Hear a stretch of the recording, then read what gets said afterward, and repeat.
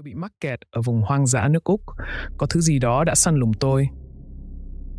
Mặt trời buổi sáng vừa mới bắt đầu ló dạng ở đường chân trời, tỏa ánh sáng mềm mại, vàng óng khắp công viên quốc gia Karizini.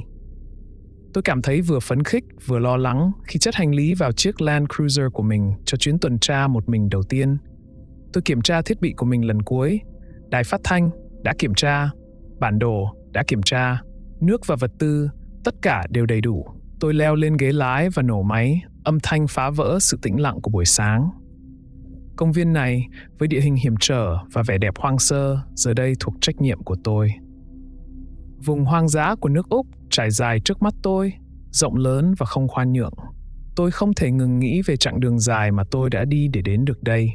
Với cảm giác hoài niệm, tôi thò tay vào ngăn đựng găng tay và lấy ra một cuốn sổ tay bọc da đã sờn cũ. Lật nó ra, tôi được chào đón bởi một tập hợp các ghi chú, bản phác thảo và ảnh chụp. Hơn một nửa số ảnh chụp tôi và bố ở nhiều khung cảnh ngoài trời khác nhau, những bức ảnh chụp nhanh về những cuộc phiêu lưu chung của chúng tôi. Bố mẹ tôi ly hôn khi tôi chỉ là một đứa trẻ. Vì vậy, cuộc sống của tôi bị chia cắt giữa hai thế giới của họ. Khi lớn lên, tôi dành những ngày trong tuần với mẹ ở khu đô thị rộng lớn ngột ngạt của Perth. Nhưng những ngày cuối tuần là lối thoát của tôi. Bố sẽ đưa tôi đến một thực tế khác. Chúng tôi sẽ đi khám phá các công viên quốc gia trên khắp Tây Úc, đi bộ xuyên qua những khu rừng rậm rạp và cắm trại dưới bầu trời đầy sao. Những chuyến đi là một lối thoát rất cần thiết khỏi cuộc sống chật hẹp của thành phố và sự căng thẳng thường trực giữa tôi và bạn trai mới của mẹ, Mark, một kẻ khó tính, dường như không bao giờ có thể che giấu sự khinh thường của mình đối với tôi. Cảm giác đó là từ cả hai phía. Khi lướt qua những hình ảnh, tôi thấy mình lớn lên từ một đứa trẻ tò mò, ngưỡng mộ thế giới tự nhiên đến một thiếu niên tự tin và yên tâm hơn, luôn ở bên bố. Một bức ảnh đặc biệt thu hút sự chú ý của tôi. Đó là ảnh của tôi, lúc 9 đến 10 tuổi, khoảng thời gian bố mẹ tôi ly hôn. Tôi đang đứng cùng bố bên một mặt hồ thanh bình. Nụ cười của chúng tôi rộng mở như đường chân trời phía sau. Chúng tôi tự hào giơ cao con cá mà chúng tôi đã cùng nhau câu được. Tôi nhẹ nhàng lật bức ảnh lại. Ở đó, với nét chữ nghiêng quen thuộc của bố tôi, là một thông điệp chạm đến trái tim tôi. Nơi hoang dã là nơi con sẽ tìm thấy chính mình. Bức ảnh cuối cùng trong bộ sưu tập, được chụp vào cuối tuần sinh nhật thứ 15 của tôi, là bức ảnh tôi hiếm khi xem đến, nhưng hôm nay tôi cảm thấy buộc phải làm vậy. Chúng tôi đang ngồi trên một mỏm đá, mặt quay về phía mặt trời lặn. Cánh tay của bố quàng qua vai tôi và tôi dựa vào ông, nở một nụ cười nửa miệng. Nhưng chính biểu hiện của ông ấy đã thu hút sự chú ý của tôi. Có một bóng đen che phủ ông. Ông ấy là một người đàn ông bị ám ảnh bởi những con quỷ mà ông chưa bao giờ nói với tôi, và tôi luôn quá sợ hãi để hỏi. Bất chấp bóng tối dường như bám lấy ông, tình yêu của tôi dành cho bố vẫn không hề lay chuyển.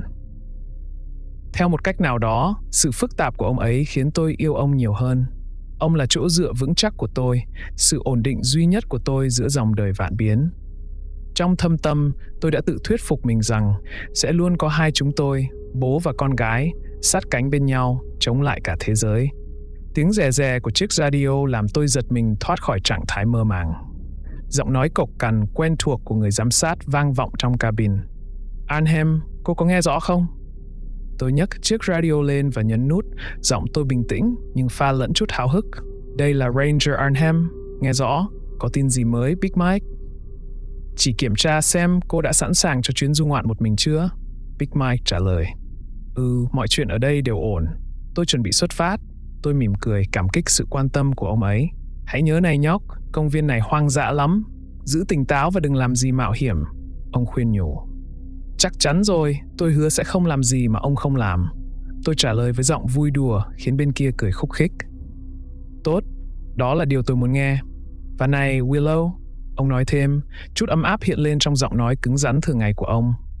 Bố cô sẽ tự hào về cô. Cô làm được mà. Một cảm giác nghẹn ngào dâng lên trong tôi khi nghe những lời đó. Theo nhiều cách, trở thành một kiểm lâm viên là cách duy nhất tôi biết để giữ mối liên kết với bố mình. Cảm ơn BM. Tôi sẽ báo cáo lại vào cuối buổi chiều. Arnhem, kết thúc, tôi nói, kết thúc cuộc trò chuyện. Khi tôi điều khiển chiếc xe đi qua những con đường gồ ghề quanh co trong công viên, Mặt trời càng lên cao, tạo ra những cái bóng sắc nét trên nền đất đỏ. Phong cảnh thật ngoạn mục, với những hẻm núi xé toạc địa hình và những khối đá cổ đứng sừng sững như những nhân chứng thầm lặng của thời gian. Vài giờ yên tĩnh trôi qua trong chuyến tuần tra của tôi, phong cảnh hiện ra theo một nhịp điệu quen thuộc. Đất đỏ, những hẻm núi cao chót vót và thỉnh thoảng có vài con vật hoang dã. Đó là một ngày điển hình ở Carigini, yên tĩnh nhưng vẫn sống động với những lời thì thầm của thiên nhiên. Tuy nhiên, khi tôi đến gần khu vực hẻo lánh, gần hẻm núi Ueno, có điều gì đó khiến tôi chú ý. Đó là một sự xáo trộn tinh tế, một chuyển động nhẹ hoặc một bóng mờ sai lệch, ban đầu khó nhận ra nhưng không thể nhầm lẫn là bất thường. Hẻm núi Ueno, mặc dù nổi tiếng với những cảnh quan ngoạn mục, nhưng ít người lui tới, vẻ đẹp của nó được bảo vệ bởi địa hình hiểm trở. Nó có thể là bất cứ điều gì. Một người đi bộ đường dài bị lạc, một loài động vật quý hiếm, hoặc có lẽ chỉ là một ảo giác của ánh sáng và bóng tối. Nhưng với tư cách là một nhân viên kiểm lâm ở vùng đất rộng lớn khắc nghiệt này, mọi khả năng đều cần được chú ý. Tò mò nổi lên, tôi quyết định đi đường vòng để điều tra. Sự tĩnh lặng bị phá vỡ bởi tiếng ầm ầm đáng ngại của mặt đất đang rung chuyển. Mắt tôi hướng lên trên, bắt gặp một tảng đá khổng lồ đang vỡ ra từ vách đá phía trên. Thời gian dường như chậm lại khi tôi nhìn nó lấy đà, lao xuống. Hướng đi của nó nhắm thẳng vào chiếc Land Cruiser của tôi một cách không thể nhầm lẫn. Tim tôi đập thình thịch trong lồng ngực, bản năng sinh tồn nguyên sơ đang trỗi dậy. Nắm chặt vô lăng, tôi bẻ lái bằng tất cả sức lực có thể. Phong cảnh mờ đi khi tôi cố gắng hết sức để tránh vụ va chạm sắp xảy ra.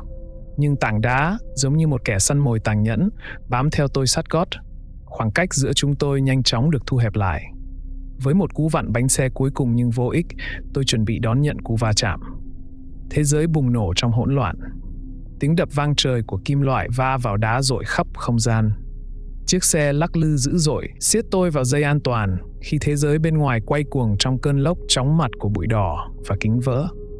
Các túi khí triển khai với sức mạnh như đấm vào ngực và mặt tôi, chúng phồng lên nhanh chóng để giảm bớt tác động tàn khốc.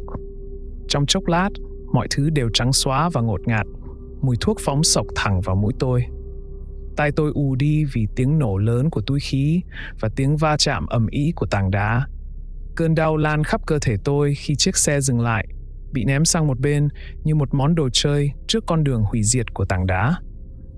Tôi cố gắng lấy lại hơi thở, không khí dày đặc bụi và mùi hăng của cao su cháy. Tôi rên rỉ, một cơn đau sâu thẳm đập vào đầu. Tay tôi theo bản năng đưa lên trán, cảm nhận được dòng máu ẩm ướt thấm qua kẽ ngón tay. Chết tiệt! Tôi lẩm bẩm trong hơi thở, những lời đó gần như không thể nghe được qua tiếng ù trong tai tôi. Tôi cố gắng định hướng giữa đống đổ nát. Chiếc xe bị bẹp rúm, khung xe bị vặn vẹo một cách bất thường. Đầu tôi đau nhói và tầm nhìn trở nên mờ mịt, nhưng tình thế cấp bách thúc đẩy tôi tiến lên. Tôi nhanh chóng kiểm tra xem mình có bị thương không. Ngoài cơn đau nhói ở đầu và một vài vết bầm tím, tôi có vẻ ổn. Tuy nhiên, chiếc xe thì hoàn toàn khác. Nó bị phá hủy hoàn toàn.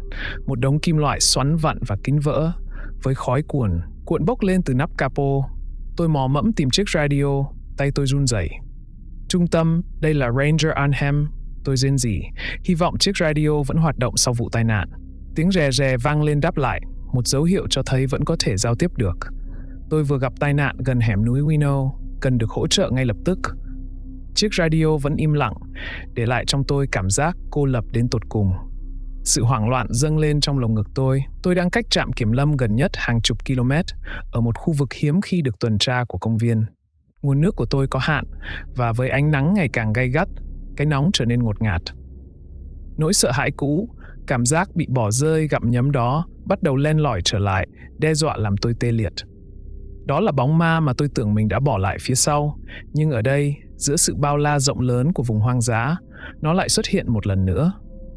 Nhưng tôi đang chiến đấu chống lại làn sóng hoảng loạn đang dâng cao.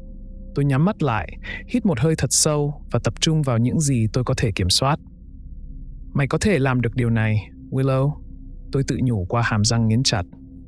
Tôi nhớ lại quá trình huấn luyện sinh tồn mà tôi đã trải qua khi gia nhập đội kiểm lâm, vô số giờ diễn tập sơ cứu, điều hướng và ứng phó khẩn cấp.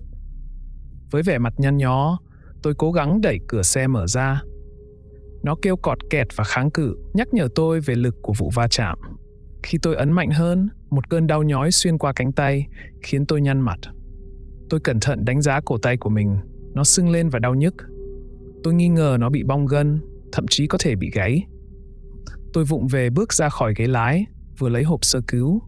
Ngồi dưới đất, tôi dựa vào xe, cố gắng ổn định nhịp thở.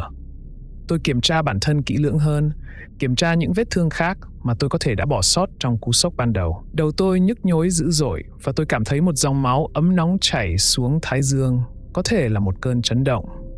Có một vết cắt sâu trên chân tôi do va chạm. Nó đang chảy máu, nhưng không nhiều. Tôi làm sạch vết thương tốt nhất có thể với vật dụng cứu thương hạn chế trong bộ dụng cụ và băng bó thật chặt. Cơn đau ở cổ tay tôi dai dẳng, nhưng tôi cố gắng quấn nó bằng một chiếc nẹp tạm thời. Khi ngồi đó, tập trung suy nghĩ, tôi nhớ mình đã đi qua một thác nước cách đó vài km trên tuyến đường tuần tra của mình. Ý nghĩ về bóng mát và làn nước trong lành của nó mang lại cho tôi một tia hy vọng trong hoàn cảnh thảm khốc này. Tôi biết mình cần phải đến đó nếu muốn tăng cơ hội sống sót. Thu hết trí thông minh của mình, tôi chuyển sự chú ý sang GPS gắn trên bảng điều khiển, hy vọng có được một tia hướng dẫn nào đó. Nhưng trái tim tôi thắt lại khi thấy nó bị hư hỏng không thể sử dụng được, màn hình nứt nẻ như mạng nhện, vô hồn và không phản hồi. Tôi quay sang ngăn đựng găng tay, lục lọi bên trong cho đến khi ngón tay tìm thấy những mép bản đồ quen thuộc, hơi sờn cũ. Sau khi trải bản đồ ra trên nắp capo của chiếc xe hỏng, tôi cố gắng xác định vị trí hiện tại của mình. Sử dụng các điểm mốc mà tôi nhớ đã đi qua, chẳng hạn như hình dạng đặc biệt của hẻm núi gần đó và hướng tôi đang đi, tôi ước tính vị trí của mình. Dù không chính xác, nhưng nó cũng đủ gần. Tôi dò theo các đường nét và địa danh trên bản đồ bằng ngón tay. Thác nước được đánh dấu rõ ràng, một đường gân xanh giữa biển màu nâu và xanh lá. Tôi vạch ra lộ trình của mình, tính toán trong đầu khoảng cách và hướng tôi cần đi. Mặt trời, bây giờ là một quả cầu rực lửa trên bầu trời, sẽ là người dẫn đường cho tôi. Tôi cần đi về phía đông, hướng tới mặt trời mọc, sau đó rẽ một chút về hướng bắc. Thu hết sức lực, tôi đứng dậy, nhăn mặt vì cơn đau nhói ở chân và cổ tay. Tôi lấy ba lô của mình và nhét đầy những vật dụng lấy từ ô tô, bi đông nước, khẩu phần ăn khẩn cấp, một bộ dụng cụ sinh tồn nhỏ và quan trọng nhất là cuốn sổ của tôi. Không nhiều, nhưng đủ để bắt đầu. Tôi đeo một cặp kính râm và đội mũ để che chắn cho mình khỏi ánh nắng gay gắt. Tôi lùng sục khu vực xung quanh, tìm kiếm bất cứ thứ gì có thể dùng làm gậy, chống tạm thời. Sau vài phút tìm kiếm, tôi tìm thấy một cành cây chắc chắn. Nó không hoàn hảo nhưng đủ vững chắc để nâng đỡ trọng lượng của tôi và giúp tôi giữ thăng bằng. Trước khi rời đi, tôi để lại một lời nhắn cho bất kỳ ai có thể đến cứu, chi tiết về vụ tai nạn và hướng tôi dự định đi đến thác nước. Tôi cẩn thận gắn nó vào cần gạt nước trên kính chắn gió, đảm bảo rằng nó an toàn và có thể nhìn thấy được. Cuộc hành trình thật gian khổ, mỗi bước đi là một thử thách về sức bền. Cổ tay bị bong gân của tôi đau nhói theo mỗi cử động và vết cắt trên chân tôi đau rát, nhưng tôi cố gắng vượt qua cơn đau. Địa hình hiểm trở kinh khủng với những mỏm đá lởm chởm và mặt đất gập ghềnh khiến cuộc hành trình trở nên khó khăn hơn. Vừa đi, tôi vừa nghĩ đến bố. Những câu chuyện ông ấy kể cho tôi nghe về những chuyến phiêu lưu nơi hoang dã, những lời khuyên ông ấy cho tôi để sống sót trong điều kiện khắc nghiệt, tất cả đều tràn về. Giờ tôi nhận ra rằng những chuyến du ngoạn cuối tuần với ông không chỉ nhằm gắn kết mà còn chuẩn bị cho tôi những khoảnh khắc như thế này. Cứ sau vài trăm mét, tôi lại dừng lại, nhấp từng ngụm nước, phân chia lượng nước quý giá để có thể sử dụng được lâu nhất có thể. Nắng không ngừng chiếu xuống đầu tôi, khiến mồ hôi chảy ra trên trán và bốc hơi ngay trong không khí khô cằn. Mỗi lần tạm dừng cũng là cơ hội để kiểm tra la bàn từ bộ dụng cụ sinh tồn của tôi để đảm bảo rằng tôi vẫn đang đi đúng hướng. Khi tôi lê bước đi, một cảm giác khó chịu bắt đầu len lỏi vào ý thức của tôi. Đó là cảm giác bị theo dõi, cảm giác ngứa ngáy sau gáy mà tôi không thể thoát ra được. Lúc đầu, tôi coi đó là cảm giác bồn chồn, nhưng cảm giác đó vẫn tồn tại. Tôi thoáng thấy những bóng đen di chuyển ở rìa tầm nhìn của mình, quá nhanh để có thể chỉ là ảo ảnh của ánh sáng. Mỗi tiếng xào xạc của bụi cây, mỗi tiếng cành cây gãy đều khiến tôi rùng mình. Cứ như thể chính phong cảnh đang quan sát tôi, một kẻ rình rập thầm lặng vừa khuất tầm mắt. Cuối cùng, sau khoảng thời gian tưởng chừng như vô tận, tôi cũng đến được thác nước. Âm thanh của dòng nước chảy mang đến một sự nhẹ nhõm, đáng mừng. Bóng râm dưới những cây xung quanh giúp tôi khỏi ánh nắng gay gắt. Tôi gục xuống gần mép nước. Tôi bò về phía mặt nước, âm thanh của nó như một liều thuốc xoa dịu thần kinh đang mệt mỏi của tôi. Tôi cẩn thận mở nắp bi đông và nhúng nó vào làn nước trong vắt, mát lạnh, đổ đầy tới miệng. Nước còn nguyên sơ, là huyết mạch trong môi trường khắc nghiệt. Tôi thận trọng nhấp một ngụm để chất lỏng làm dịu cổ họng khô rát của mình. Cái nóng không ngừng thiêu đốt và cơ thể tôi đau nhức muốn được giải tỏa. Hít một hơi thật sâu, tôi bắt đầu cởi bỏ bộ quần áo đầy bụi và đẫm mồ hôi của mình. Mỗi cử động là một thử thách với vết thương của tôi, nhưng ý nghĩ về làn nước mát trên da đã thôi thúc tôi. Tôi xếp quần áo gọn gàng trên đá rồi rón rén bước xuống nước. Nước lạnh buốt ngay lập tức khiến cơ thể quá nóng của tôi rùng mình. Tôi lội sâu hơn, ngập tới vai. Nước xoa dịu những cơ bắp đau nhức và vết thương nhức nhối của tôi. Tôi ngâm đầu để nước chảy qua người, cuốn trôi bụi bặm và nỗi sợ hãi bám lấy tôi kể từ sau vụ va chạm. Nổi trên mặt nước, tôi nhắm mắt và để dòng nước ôm lấy mình, một sự trốn thoát tạm thời khỏi hiện thực đang đè nặng. Nhưng không có thời gian để nán lại. Tôi phải thực tế để nghĩ đến sự sống còn. Tôi nổi lên khỏi mặt nước và mặc quần áo. Tôi băng lại lần nữa để đảm bảo chúng được an toàn. Trong khi ngồi đó phơi nắng, tôi bắt đầu vạch ra một kế hoạch. Tôi biết họ sẽ cử một đội tìm kiếm khi tôi không báo lại, nhưng với sự rộng lớn của công viên, có thể phải mất một thời gian nữa họ mới tìm thấy tôi. Tôi cần phải làm cho mình dễ thấy nhất có thể. Khi mặt trời bắt đầu lặn, nhuộm bầu trời bằng những gam màu cam và hồng, tôi tìm một địa điểm thích hợp gần thác nước để dựng trại tạm thời. Tôi dọn sạch đất vụn, rồi trải một lớp lá và cành lên để ngồi.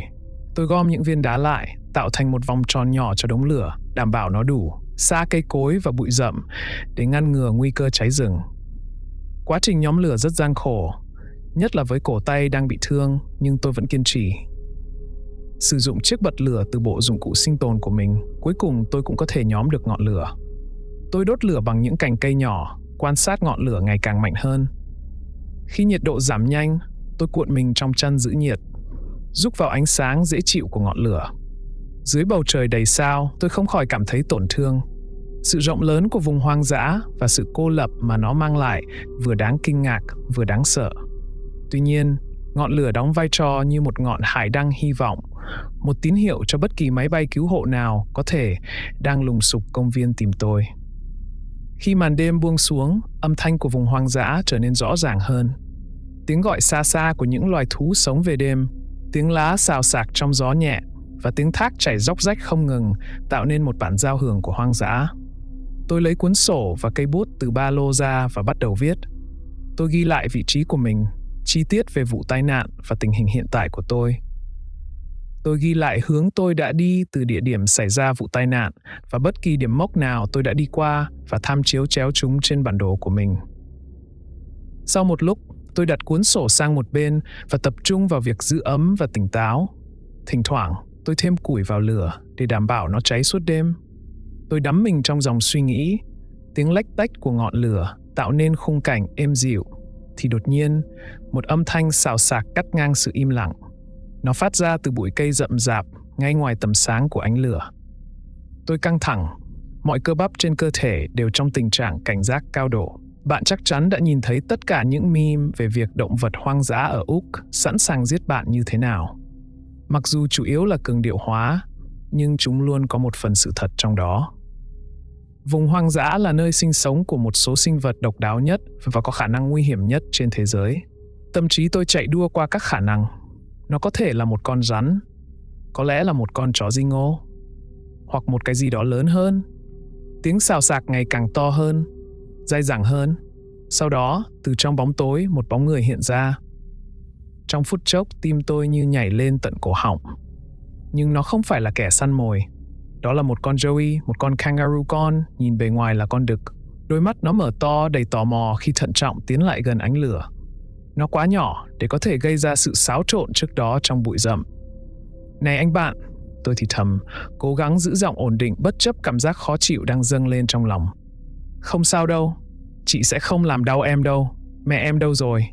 Con kangaroo hơi nghiêng đầu, như thể đang cân nhắc lời tôi nói, rồi ngập ngừng bước lại gần.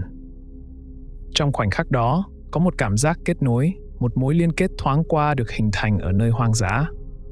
Nhưng sự tĩnh lặng bị phá vỡ trong nháy mắt. Mặt đất dưới chân tôi bắt đầu rung chuyển, tạo ra những gợn sóng trên mặt nước. Lúc đầu là những rung động nhẹ, nhưng nhanh chóng trở thành những chấn động dữ dội. Con Joey cảm nhận được nguy hiểm trước khi tôi kịp nhận thức đầy đủ, chạy vụt vào bóng tối. Đôi chân mạnh mẽ của nó nhanh chóng đưa nó đi xa. Trong một khoảnh khắc, tôi đứng yên, tâm trí đấu tranh để hiểu sự thay đổi đột ngột trong đêm yên bình.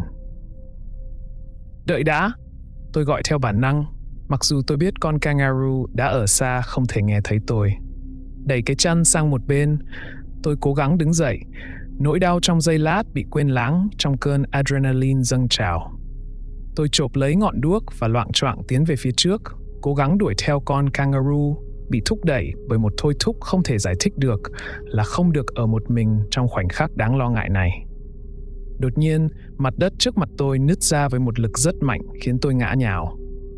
Tôi lùi lại, tim đập thình thịch trong lồng ngực. Từ khe nứt trên mặt đất, một sinh vật kinh dị xuất hiện. Hình dạng của nó kỳ quái và đáng sợ đến mức tâm trí tôi phải cố gắng để hiểu được. Da của nó là một tấm thảm ghê tởm với những mảng màu xanh lá, nâu và xám mục nát, giống như một mảng vá của sự thối rữa và mục nát. Những sợi tua nhầy nhụa treo trên cơ thể cồng kềnh, kỳ cục của nó lắc lư theo nhịp điệu kỳ quái. Đôi mắt phát ra ánh sáng đỏ ác độc, trũng sâu vào khuôn mặt, được bao bọc bởi những màng mờ bệnh hoạn, nhấp nháy theo chiều ngang, giống như con ngươi xẻ dọc của một con rắn. Đông cứng trong nỗi kinh hoàng. Tôi chỉ có thể nhìn chằm chằm khi sinh vật đó mở cái miệng rộng hoác để lộ ra những hàng răng sắc nhọn và lởm chởm. Một tiếng gầm gừ trầm thấp phát ra từ cổ họng nó, rung động qua không khí và rút sạch máu trên mặt tôi. Bản năng trỗi dậy và tôi biết mình phải chạy ngay. Tôi loạng choạng lùi về phía sau, cái chân bị thương của tôi phản kháng với những cơn đau nhói. Sinh vật kia lao tới, chuyển động của nó nhanh đến mức đáng ngạc nhiên so với kích thước của nó. Tôi né sang một bên, suýt nữa bị bộ hàm sắc nhọn của nó cắn trúng. Tôi bò trở lại đống lửa, hơi thở đứt quãng vì sợ hãi và kiệt sức. Sinh vật này không ngừng tấn công, mọi chuyển động của nó đều chứa đầy mục đích săn mồi. Trong một nỗ lực tuyệt vọng để tự vệ, tôi chộp lấy một nhành cây đang cháy từ đống lửa. Những tàn lửa bắn ra như mưa. Vận hết sức lực, tôi vung cành cây vào con quái vật. Ngọn lửa liếm vào làn da kỳ dị của nó và nó lùi lại với một tiếng rít ghê rợn xuyên qua không khí ban đêm. Mùi thịt cháy và tóc cháy xộc vào mũi tôi, một lời nhắc nhở buồn nôn về mối nguy hiểm siêu thực mà tôi đang phải đối mặt. Tôi không thèm dừng lại để suy nghĩ. Tôi vung cành cây hết lần này đến lần khác, mỗi lần đều đưa ra lời cầu xin tuyệt vọng để được sống sót. Con quái vật, mặc dù có vẻ đau đớn vì ngọn lửa, nhưng vẫn không hề nản lòng. Nó gầm gừ và lao vào tôi với sự hung dữ mới, móng vuốt của nó vung lên trong không khí, chỉ cách mặt tôi vài inch. Tôi rút lui, đi vòng quanh ngọn lửa, dùng nó làm rào chắn giữa tôi và kẻ thù kinh dị này. Tôi chộp lấy túi của mình, xoay gót và chạy nhanh về phía thác nước, nơi ẩn náu duy nhất mà tôi có thể nghĩ ra. Sinh vật đó bám theo, tiếng gầm gừ vang vọng lại từ những bức tường đá. Tim tôi đập thình thịch trong tai, át đi mọi âm thanh khác ngoại trừ tiếng truy đuổi không ngừng nghỉ của con quái vật. Tôi không dám nhìn lại, chỉ cắm đầu chạy vào con đường phía trước. Khi đến gần thác nước, tôi điên cuồng quan sát khu vực xem có kẽ hở hoặc phần nhô ra nào để ẩn náu hay không. Sương mù từ thác dày đặc bao phủ khu vực này trong một tấm màn ẩm ướt kỳ quái. Tôi có thể nghe thấy tiếng bước chân nặng nề của sinh vật đó đang đến gần hơn, âm thanh ngày càng lớn hơn sau mỗi giây trôi qua. Tim tôi đập thình thịch vào lồng ngực, tưởng chừng như muốn vỡ tung. Trong một quyết định tức thời, tôi lao về phía một phần nhô ra nhỏ gần chân thác. Đây là một canh bạc, nhưng đó là cơ hội duy nhất tôi có. Mặt đất trơn trượt, nguy hiểm và tôi phải cố gắng giữ thăng bằng khi di chuyển. Khi vừa tới vách đá, tôi nhận ra một thực tế kinh hoàng. Đó là một ngõ cụt.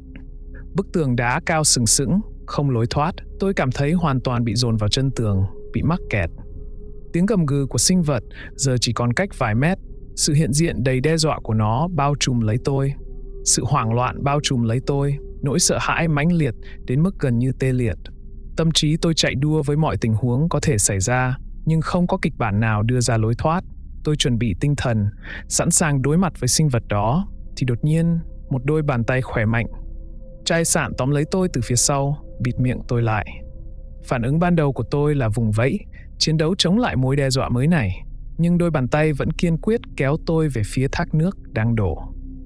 Bị kéo vào màn nước xối xả, lạnh buốt, mù mịt càng làm tôi bối rối hơn. Đây là một mối đe dọa khác hay một đồng minh bất ngờ?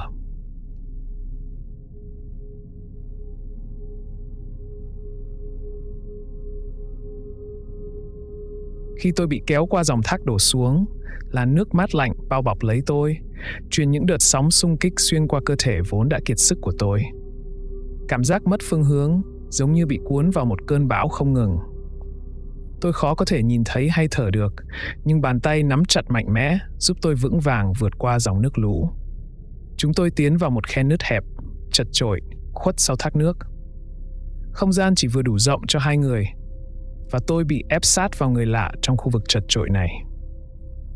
Tiếng thác nước ầm ầm ngay bên ngoài, át đi mọi âm thanh khác. Người lạ vẫn nắm chặt tay tôi, cuối cùng cũng thả tôi ra và xoay tôi lại đối mặt với anh ta. Tôi thấy mình đang đối mặt với một thanh niên thổ dân. Những đường nét trên khuôn mặt anh ta mạnh mẽ, bị thời tiết mài mòn. Đôi mắt anh ta cảnh giác, biểu cảm nghiêm túc nhưng không hề độc ác. Anh ta ăn mặc như một thợ săn hái lượm truyền thống, gợi nhớ đến những nhân vật tôi từng thấy trong sách giáo khoa lịch sử. Trên da anh ta được vẽ bằng những họa tiết tinh xảo, những biểu tượng nói lên mối liên hệ sâu sắc với vùng đất và truyền thuyết của nó. Anh ta mang theo những vũ khí truyền thống bao gồm một cây giáo và một cái boomerang treo trên thắt lưng bện từ dây leo. Anh ta trông như một người đến từ thời cổ đại. Trong một khoảnh khắc, chúng tôi chỉ nhìn chằm chằm vào nhau, cả hai đều thở dốc. Anh ra hiệu cho tôi giữ im lặng, ngón tay đặt lên môi. Chàng trai trẻ, động tác nhanh nhẹn và thận trọng, thò tay vào một chiếc túi da nhỏ bên hông. Anh ta lấy ra một nắm bột mịn màu vàng son. Không nói một lời, anh ta nhổ vào bột, trộn nó một cách thành thạo. Anh ấy bắt đầu bôi hỗn hợp nhão lên mặt, tóc và quần áo của tôi. Bàn tay anh nhẹ nhàng nhưng hiệu quả, che phủ từng phần da thịt lộ ra ngoài. Bột nhão có mùi giống như sự pha trộn của các loại cây và thảo mộc bản địa, thơm mùi đất và gần như dễ chịu. Khi làm việc, anh ấy hơi dừng lại trước mặt tôi. Có một thoáng ngạc nhiên trong mắt anh, một phản ứng ngắn gọn nhưng không thể nhầm lẫn trước nước da trắng sáng của tôi, quá khác biệt với làn da anh ta. Nhưng anh ta nhanh chóng lấy lại bình tĩnh và tiếp tục nhiệm vụ của mình. Người lạ hoàn tất việc bôi hỗn hợp nhão vừa đúng lúc, những bước chân nặng nề của sinh vật đó tiến đến gần một cách nguy hiểm. Anh ta rút ngọn giáo ra, cơ thể căng thẳng, sẵn sàng đối đầu. Ánh mắt anh liếc nhìn tôi, như một lời nhắn thầm rằng hãy giữ im lặng và đứng yên. Rồi, xuyên qua tiếng ồn ào, tôi nghe thấy nó, một giọng nói quen thuộc đến mức làm tôi rùng mình. Chim sẻ nhỏ của bố, con có ở đó không? Giọng nói vang lên, gọi biệt danh bí mật mà chỉ có bố tôi mới từng gọi tôi như vậy. Nó ấm áp, an ủi, nhưng hoàn toàn không thể tin được. Mọi bản năng trong tôi đều muốn lao về phía âm thanh đó, về phía ký ức an toàn và tình yêu mà giọng nói đó đại diện. Tôi bước một bước về phía trước, trái tim đau nhói, vừa hy vọng vừa hoài nghi, nhưng bàn tay của người lạ đã nắm chặt lấy cánh tay tôi, giữ tôi lại. Đôi mắt anh ta, mãnh liệt và sợ hãi, nhìn thẳng vào mắt tôi. Trong đôi mắt đó, tôi thấy một lời cảnh báo, một lời cầu xin, đừng để bị lừa dối. Giọng nói bên ngoài dày đặc và quen thuộc vẫn tiếp tục vẫy gọi. Là bố đây, đại bàng đây, đừng sợ. Cái cách mà nó giả dạng bố tôi dùng biệt danh của mình để lại một làn sóng hoài niệm và bối rối trong tôi. Như thể quá khứ và hiện tại đang va chạm vào khoảnh khắc siêu thực này. Giọng nói lúc này càng nài nỉ hơn, khẩn khoản hơn. Willow, làm ơn ra ngoài đi. Bố nhớ con yêu.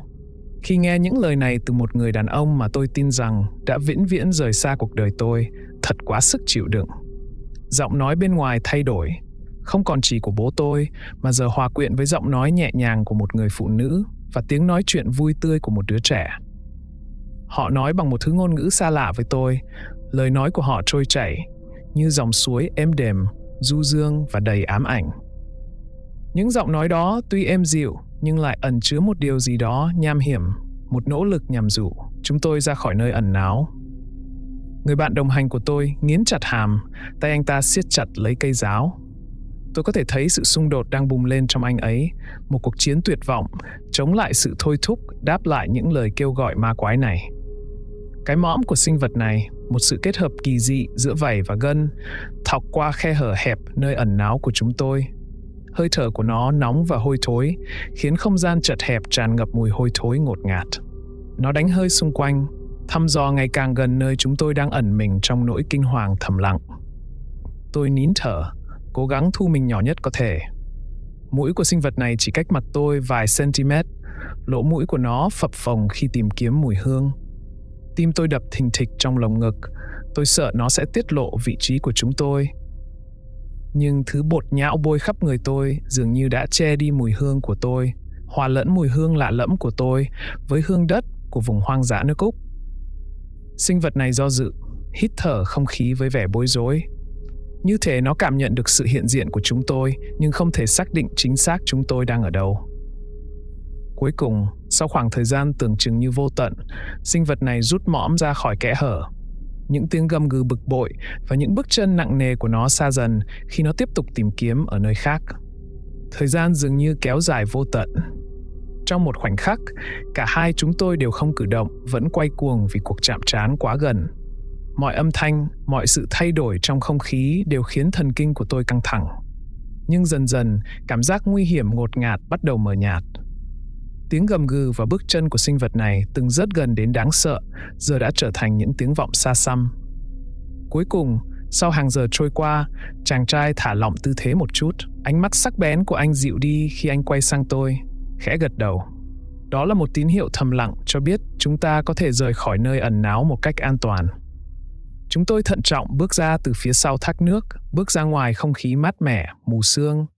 Mặt trời mọc chỉ là một mảnh nhỏ ở đường chân trời, tỏa ánh sáng vàng dịu nhẹ lên khung cảnh gồ ghề. Xung quanh yên tĩnh, chỉ có tiếng nước chảy từ đá xuống. Người lạ ra hiệu cho tôi đi theo anh ta, di chuyển với sự thận trọng và uyển chuyển, nói lên sự quen thuộc sâu sắc của anh ta với vùng đất này. Chúng tôi bước đi nhẹ nhàng, từng bước đều được đo lường và thận trọng, cảnh giác trước mọi dấu hiệu của sinh vật. Khi chúng tôi rời khỏi thác nước, chàng trai đột nhiên dừng lại và cúi xuống. Anh ta kiểm tra mặt đất thật kỹ, dùng ngón tay lần theo dấu vết. Chúng to và sâu, không thể nhầm lẫn được là của sinh vật này. Bước một bước ngập ngừng về phía trước, tôi khẽ hắng giọng. Cảm ơn, tôi nói, giọng gần như thì thầm, lưu tâm đến mối nguy hiểm đang rình rập. Anh đã cứu mạng tôi. Tôi dừng lại, chờ đợi bất kỳ dấu hiệu thừa nhận nào, nhưng anh ấy vẫn tiếp tục kiểm tra, không hề bối rối. Tôi thử lại, to hơn một chút. Anh có thể nói cho tôi biết tên của anh không? Anh có biết thứ chúng ta vừa thấy là gì không? Những câu hỏi của tôi lơ lửng trong không khí, không có câu trả lời.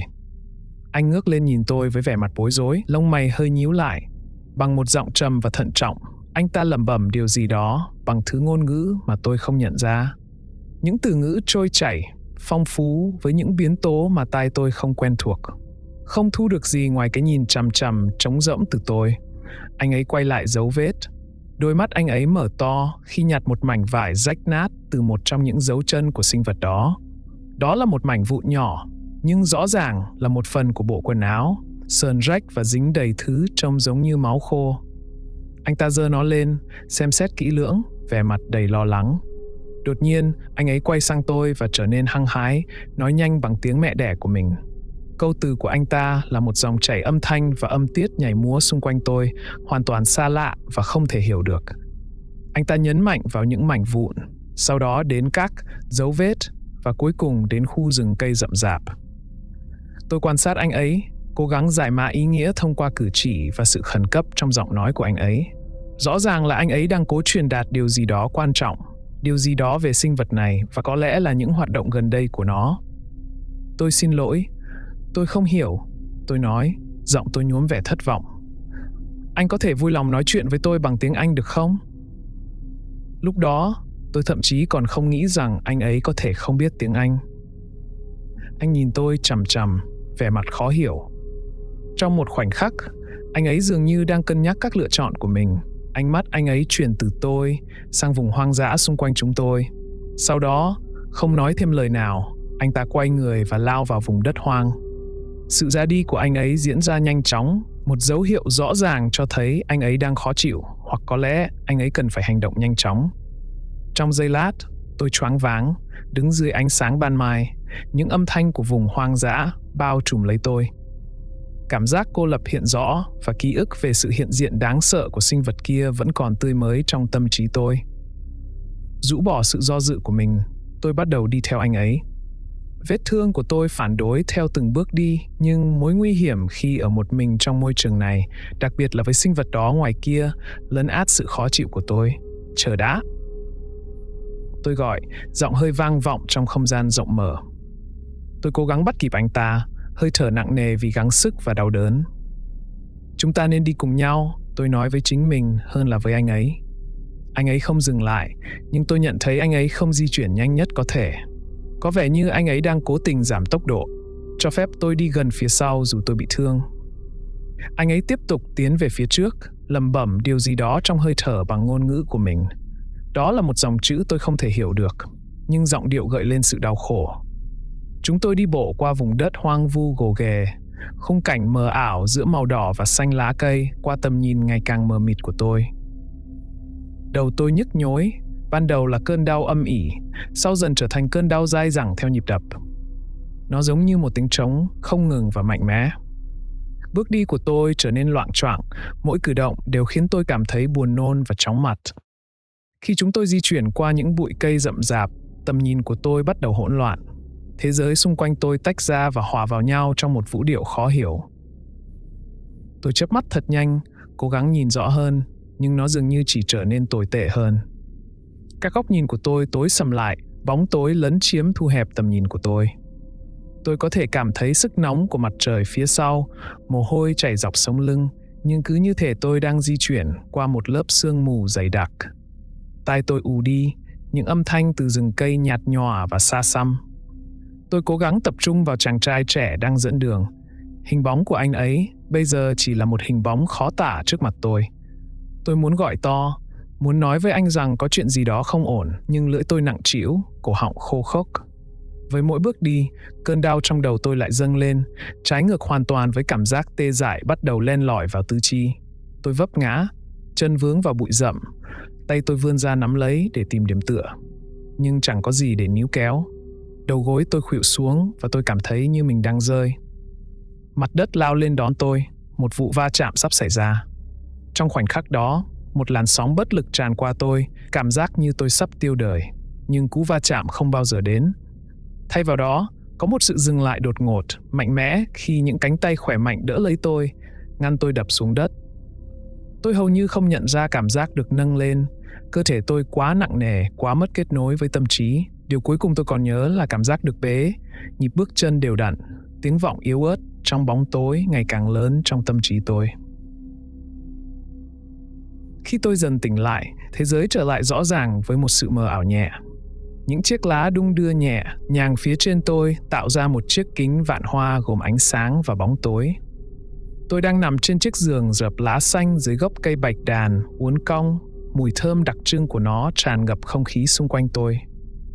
Tôi cố gắng ngồi dậy, nhưng một cơn đau nhói ở đầu buộc tôi phải nằm xuống. Đó là lúc tôi nhận thấy người lạ ngồi cạnh tôi. Đôi mắt cảnh giác của anh ta dán chặt vào mặt tôi. Anh ta đưa ra một chiếc thùng làm từ vỏ cây, chứa đầy nước trong và mát. Nhờ sự giúp đỡ của anh ấy, tôi cố gắng uống vài ngụm. Nước mang lại cảm giác nhẹ nhõm rất cần thiết cho cổ họng khô rát của tôi. Sau đó anh ấy nhẹ nhàng kiểm tra đầu tôi. Những ngón tay anh ấy thăm dò với sự vuốt ve cẩn thận và thành thạo. Có sự dịu dàng trong hành động của anh ấy.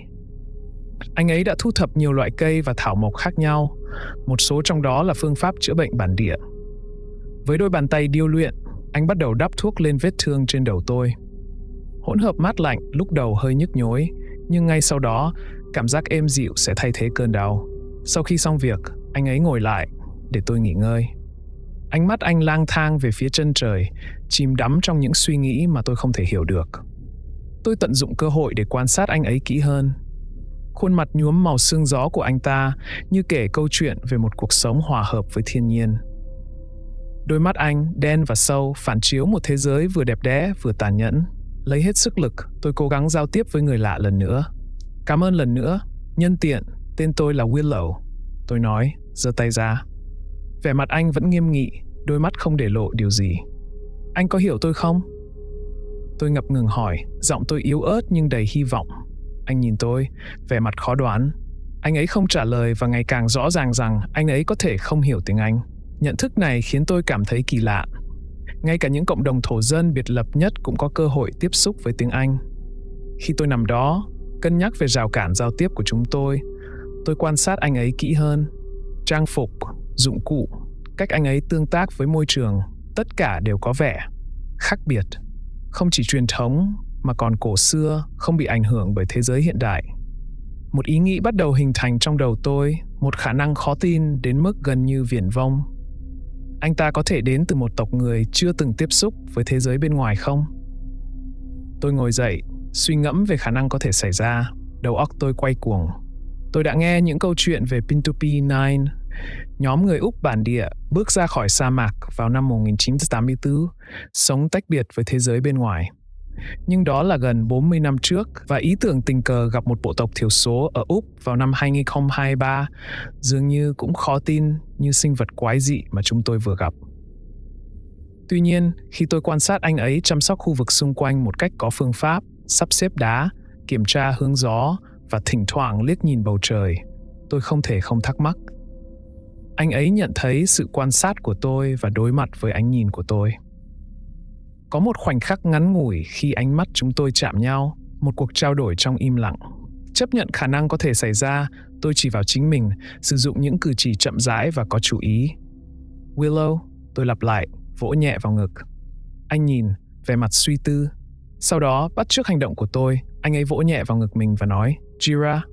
Người bạn đồng hành của tôi có một cái tên, đó là Jira.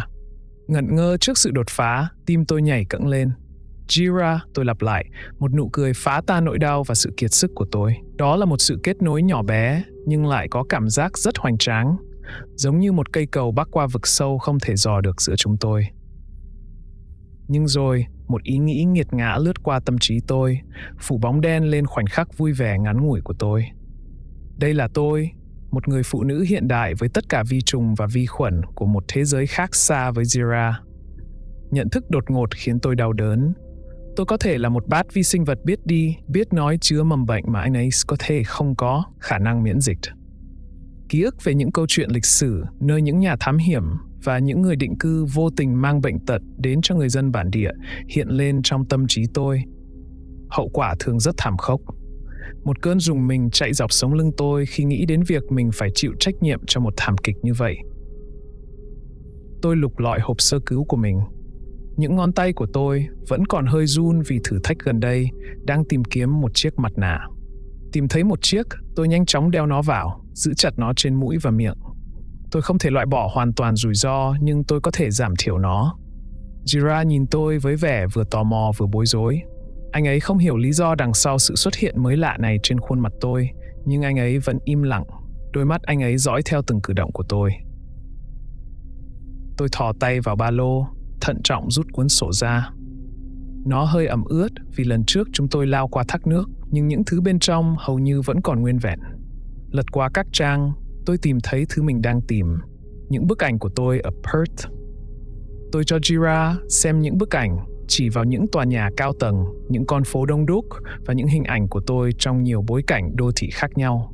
Tôi chạm vào bức ảnh rồi chỉ vào mình, cố gắng truyền đạt rằng đây là nơi tôi đến.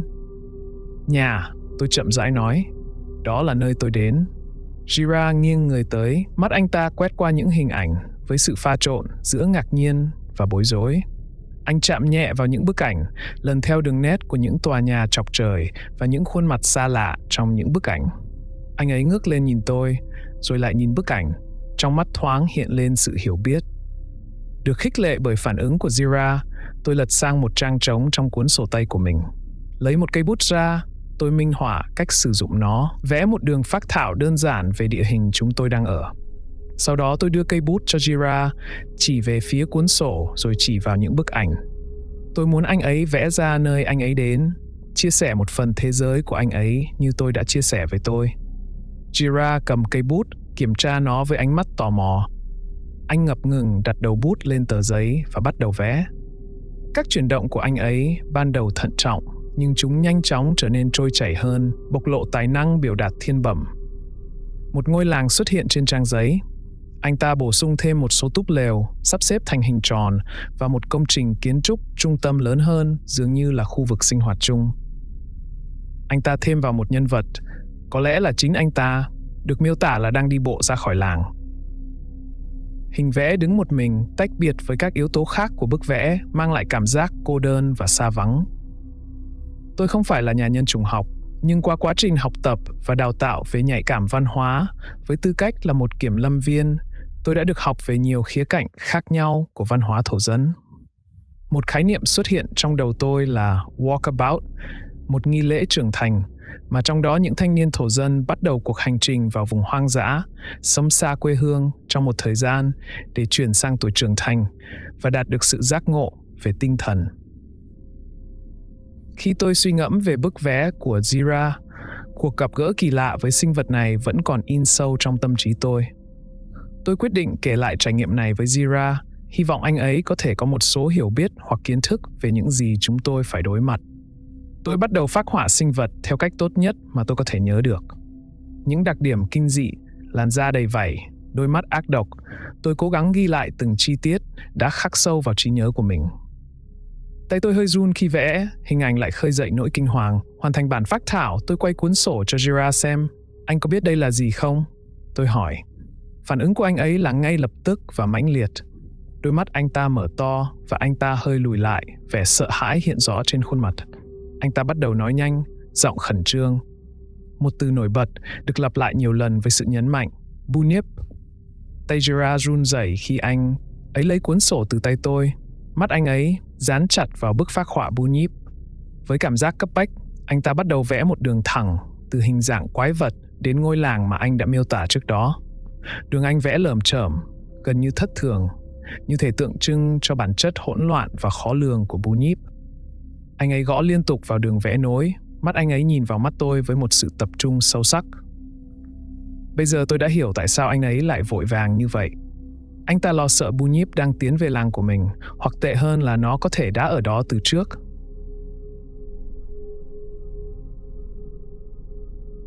Zira và tôi ngồi im lặng một lúc, mỗi người chìm đắm trong suy nghĩ của riêng mình. Sự tiết lộ về Bunyip, một sinh vật trong truyền thuyết của thổ dân bản địa, giờ có thật một cách đáng sợ, đè nặng lên chúng tôi. Sự khẩn cấp trong mắt Zira cho tôi biết rằng chúng tôi không thể trì hoãn. Ngôi làng của anh ấy có thể đang gặp nguy hiểm. Khi tôi kiểm tra sức mạnh của mình, tôi thấy những cơn đau nhói đã giảm xuống mức có thể kiểm soát được. Đầu tôi vẫn còn nhức nhối, nhưng thế giới không còn quay cuồng không kiểm soát nữa. Tôi gật đầu với Zira, ra hiệu rằng tôi đã sẵn sàng di chuyển. Anh ta đưa tay cho tôi, kéo tôi đứng dậy. Chúng tôi khởi hành với tốc độ ổn định. Zira dẫn đầu. Anh ấy di chuyển với sự tự tin thầm lặng. Mỗi bước đi đều có mục đích. Tôi dựa vào sự huấn luyện kiểm lâm của mình để theo sát anh ta. Cuộc hành trình của chúng tôi hầu như im lặng. Âm thanh duy nhất là tiếng bước chân và tiếng kêu xa xa của chim chóc và côn trùng. Thỉnh thoảng, Zira dừng lại để kiểm tra mặt đất hoặc bụi cây, đảm bảo chúng tôi không gặp nguy hiểm. Sự cảnh giác của anh ấy vừa mang lại sự yên tâm, vừa là lời nhắc nhở về những nguy hiểm mà chúng tôi phải đối mặt. Chúng tôi đi suốt cả ngày, mặt trời di chuyển theo quỹ đạo không ngừng nghỉ trên bầu trời. Thời gian nghỉ ngơi duy nhất của chúng tôi đến trong những khoảnh khắc ngắn ngủi dưới bóng cây rải rác hoặc những tảng đá lởm chởm. Mỗi lần chúng tôi dừng lại, chỉ mất vài phút, đủ lâu để lấy lại hơi thở và nhấm nháp một cách tiết kiệm nguồn nước đang cạn dần. Địa hình thay đổi khi chúng tôi di chuyển, từ đồng bằng bằng phẳng, rộng mở đến những dặng núi đá và thung lũng nông. Phong cảnh khắc nghiệt nhưng ngoạn mục trong vẻ đẹp nguyên sơ của nó. Khi hoàng hôn đến gần, bầu trời biến thành một bức tranh màu cam đậm và tím, mặt trời lặn xuống phía dưới đường chân trời. Vẻ đẹp của hoàng hôn tương phản với sự mệt mỏi đeo bám chúng tôi như lớp da thứ hai. Cơ thể tôi đau nhức theo mỗi bước đi. Đã hơn 24 giờ kể từ khi tôi ngủ. Các sự kiện trong ngày mờ dần thành một thử thách không ngừng nghỉ, tràn đầy adrenaline. Mắt tôi nhức nhối vì mệt mỏi, cử động của tôi chậm hơn, kém chính xác hơn. Tôi liếc nhìn Zira. Sức chịu đựng của anh ấy rất đáng nể. nhưng vẫn có dấu hiệu mệt mỏi, khó nhận thấy nhưng không thể nhầm lẫn. Đôi vai anh hơi rũ xuống, những khoảnh khắc ngắn ngủi khi tốc độ của anh chậm lại, những nếp nhăn mờ mờ quanh mắt. Tất cả những dấu hiệu cho thấy anh cũng đang vượt quá giới hạn của chính mình. Tôi ra hiệu cho anh ấy, giả vờ ngủ với hai bàn tay đan vào nhau và tựa má vào chúng. Chúng ta nên nghỉ ngơi thôi, tôi nói. Giọng tôi khàn khàn thì thầm trong ánh chạng vạng ngày càng rõ. Phản ứng của anh ấy ngay lập tức và kiên định. Một cái lắc đầu, ánh mắt kiên quyết. Anh ta đã quyết định tiếp tục đi, bị thúc đẩy bởi sự cấp bách phải bảo vệ ngôi làng của mình. Tôi hiểu mối quan tâm của anh ấy, nhưng tôi biết quá rõ sự nguy hiểm của việc đẩy cơ thể vượt quá giới hạn của chúng. Chúng ta cần ngủ, dù chỉ một lát thôi, tôi nhấn mạnh. Hy vọng giọng điệu của mình truyền đạt được ý nghĩa. Chúng ta sẽ không giúp ích gì cho bất cứ ai nếu chúng ta gục ngã vì kiệt sức. Zira do dự, rõ ràng bị giằng xé giữa nhu cầu tiếp tục và thực tế về giới hạn thể chất của chúng tôi. Đôi mắt anh ta để lộ khoảnh khắc của sự yếu đuối, sự thừa nhận thầm lặng trước lời nói của tôi. Tuy nhiên, anh ấy lắc đầu cộc lốc, ra hiệu quyết định tiếp tục đi bất chấp điều đó. Di chuyển dưới bầu trời đầy sao, Zira thường dừng lại, ngẩng đầu lên trên. Trong những khoảnh khắc này, tôi nhận thấy anh ấy đang hướng con đường của chúng tôi theo chòm sao thập tự phương Nam, sử dụng chòm sao làm kim chỉ nam xuyên qua bóng tối. Khi bóng tối ngày càng sâu hơn, cuộc hành trình của chúng tôi ngày càng trở nên nguy hiểm. Việc thiếu ánh sáng biến mọi cái bóng thành mối đe dọa tiềm tàng. Mọi tiếng xào xạc trong bụi rậm đều đáng báo động. Tôi theo dõi chặt chẽ anh ta, biết rằng trong tình trạng này, ngay cả một người theo dấu giày, dạng kinh nghiệm như Zira cũng dễ bị ảnh hưởng bởi những nguy hiểm ở nơi hoang dã. Mọi chuyện xảy ra đột ngột. Zira bước lên một viên đá lỏng lẻo trên một sườn núi hẹp, chân anh ta trượt ra từ bên dưới. Anh ta trượt chân, hai cánh tay khua khoắng để giữ thăng bằng, nhưng sự mệt mỏi đã cướp đi vẻ khéo léo bình thường của anh. Trong một khoảnh khắc thót tim, anh ấy loạng choạng bên bờ vực của một đoạn dốc đứng. Không cần suy nghĩ, tôi lao về phía trước, tóm lấy cánh tay anh ấy và dùng hết sức lực kéo anh lại. Chuyển động đột ngột đó khiến cổ tay bị thương của tôi cảm thấy đau nhói, nhưng tôi gần như không nhận ra điều đó. Cả hai chúng tôi đều ngã xuống đất, đè lên một đống cành cây chỉ cách vách đá vài cm. Trong một lúc, chúng tôi nằm đó, thở hổn hển, nhận ra điều gần như đã xảy ra. Zira từ từ ngồi dậy, ánh mắt anh ấy dừng lại ở rìa sườn núi, rồi quay sang tôi. Có một sự tôn trọng mới xuất hiện trong mắt anh ấy, một sự thừa nhận về sự tin cậy lẫn nhau của chúng tôi. Anh chậm rãi gật đầu, chấp nhận sự cần thiết của việc nghỉ ngơi. Chúng tôi tìm thấy một khu vực nhỏ, có mái che nằm giữa hai tảng đá lớn, giúp bảo vệ khỏi các yếu tố tự nhiên và bất kỳ động vật hoang dã nào đi lang thang. Zira bắt tay vào công việc ngay lập tức, thu thập cành cây khô và lá cây, trong khi tôi dùng bật lửa để nhóm lửa. Ngọn lửa bùng lên nhanh chóng, tỏa ra ánh sáng ấm áp, yên tâm trong bóng tối đang lấn chiếm. Khi ngọn lửa nổ lách tách, Zira thò tay vào túi và lấy ra thứ gì đó được bọc trong lá. Anh cẩn thận mở nó ra, để lộ một phần nhỏ thịt hun khói và một ít quả mọng bản địa. Anh ấy đưa cho tôi một phần với một cái gật đầu. Tôi khiêm tốn chấp nhận lời mời của anh ấy. Món ăn tuy đơn giản nhưng lại có vị thơm ngon phù hợp với cái bụng trống rỗng của tôi. Đổi lại, tôi mở ba lô và lấy ra một số khẩu phần khẩn cấp của mình. Một vài thanh năng lượng và một gói trái cây sấy khô với các loại hạt. Tôi đưa chúng cho Zira, quan sát anh ấy tò mò xem xét chúng trước khi thử nếm thử. Anh ấy có vẻ ngạc nhiên một cách thú vị trước hương vị này và gật đầu chấp nhận. Sau khi ăn xong, một sự im lặng dễ chịu bao trùm giữa chúng tôi, chỉ bị phá vỡ bởi tiếng lách tách của ngọn lửa. Tôi nhìn những ngọn lửa nhảy múa, hơi ấm của chúng xoa dịu cơ thể đau nhức của tôi. Khi tôi ngồi đó, tôi cảm thấy biết ơn sâu sắc đối với Zira vì đã cứu tôi khỏi bunyip. Tôi cảm thấy cần phải bày tỏ lời cảm ơn của mình một cách hữu hình. Tôi lục tung ba lô, ngón tay lướt qua nhiều món đồ khác nhau cho đến khi tìm thấy thứ tôi đang tìm, con dao quân đội Thụy Sĩ. Đưa nó cho Zira, tôi nói, tôi muốn anh giữ cái này. Giọng tôi chắc nịch, nhấn mạnh sự chân thành, như một lời cảm ơn vì đã cứu mạng tôi. Tôi dành một chút thời gian để giới thiệu các công cụ khác nhau của nó. Con dao, tuốc nơ vít, chiếc kéo nhỏ và dụng cụ mở hộp. Zira nhìn con dao, mắt anh dõi theo đường viền của nó. Anh cầm lấy nó, lật nó trên tay, kiểm tra các chức năng khác nhau của nó.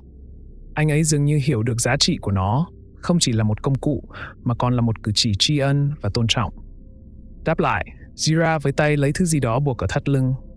Đó là chiếc boomerang của anh ấy, bề mặt nhẵn và mòn sau quá trình sử dụng. Gỗ có màu tối, nhiều màu sắc và được trang trí bằng những hình chạm khắc tinh xảo kể một câu chuyện mà tôi không thể giải mã được. Anh ấy đưa nó cho tôi với vẻ trang trọng. Tôi nhận lấy vũ khí với cảm giác kinh sợ và tôn kính. Những ngón tay tôi nhẹ nhàng lần theo những hình chạm khắc phức tạp được khắc trên bề mặt của nó. Cảm ơn anh bạn, tôi nói, giọng đầy cảm xúc. Tôi hứa sẽ trân trọng điều này. Jira gật đầu, một nụ cười yếu ớt hiện ra trên môi anh, đôi mắt anh phản chiếu ánh sáng của ngọn lửa. Jira ngồi gần đống lửa, tư thế cứng nhắc, mắt dán chặt vào bóng tối đằng sau ngọn lửa bập bùng. Khi màn đêm buông xuống, mí mắt của anh ấy thỉnh thoảng cụp xuống và đầu anh ấy gật về phía trước khi tỉnh táo trở lại. Tôi nhận thấy cuộc đấu tranh của anh ấy. Thông qua một loạt cử chỉ, tôi khuyên anh ta nên thay phiên nhau ngủ để đảm bảo một người trong chúng tôi luôn cảnh giác. Tôi vỗ nhẹ vào ngực rồi chỉ vào bóng tối xung quanh, ra hiệu rằng tôi sẽ canh gác đầu tiên trong khi anh ấy nghỉ ngơi. Lúc đầu, Jira không đồng ý, nhưng sau một vài cử chỉ nài nỉ của tôi, anh ấy đã nhượng bộ. Anh ấy nằm xuống đất, dùng chiếc túi của mình làm gối tạm thời. Đôi mắt anh ấy nhìn tôi một lúc như một lời cảm ơn không thành lời, trước khi cuối cùng anh ấy nhắm mắt lại. Trong khi quan sát, tôi lấy sổ tay ra và bắt đầu ghi lại các sự kiện trong ngày. Thỉnh thoảng tôi dừng lại, liếc nhìn Jira để chắc chắn rằng anh ấy vẫn đang ngủ yên, rồi nhìn vào bóng tối xung quanh, e ngại sinh vật ác mộng đó sẽ xuất hiện trở lại. Tôi không biết mình ngủ quên từ lúc nào, nhưng chắc hẳn tôi đã kiệt sức rồi. Trong sự im lặng của đêm ở vùng hoang dã, với Jira nằm bên cạnh, tôi chìm vào giấc mơ. Nó sống động, tràn ngập sự trong trẻo sắc nét của những kỷ niệm đã khắc sâu trong tim tôi từ lâu. Tôi quay trở lại lúc mình 15 tuổi, trở lại công viên quốc gia Cape Range dưới bầu trời rộng lớn đầy sao. Không khí trong lành, tràn ngập mùi bạch đàn và âm thanh xa xăm của đại dương. Bố và tôi đang ngồi bên đống lửa trại, giống như chúng tôi đã làm vô số lần trước đây. Ông ấy đang kể cho tôi nghe về một trong những cuộc phiêu lưu của ông ấy. Chính một trong những câu chuyện này đã cho tôi đủ can đảm để báo tin cho ông. Bố, tôi bắt đầu ngập ngừng, giọng tôi gần như thì thầm. Mẹ sắp tái hôn.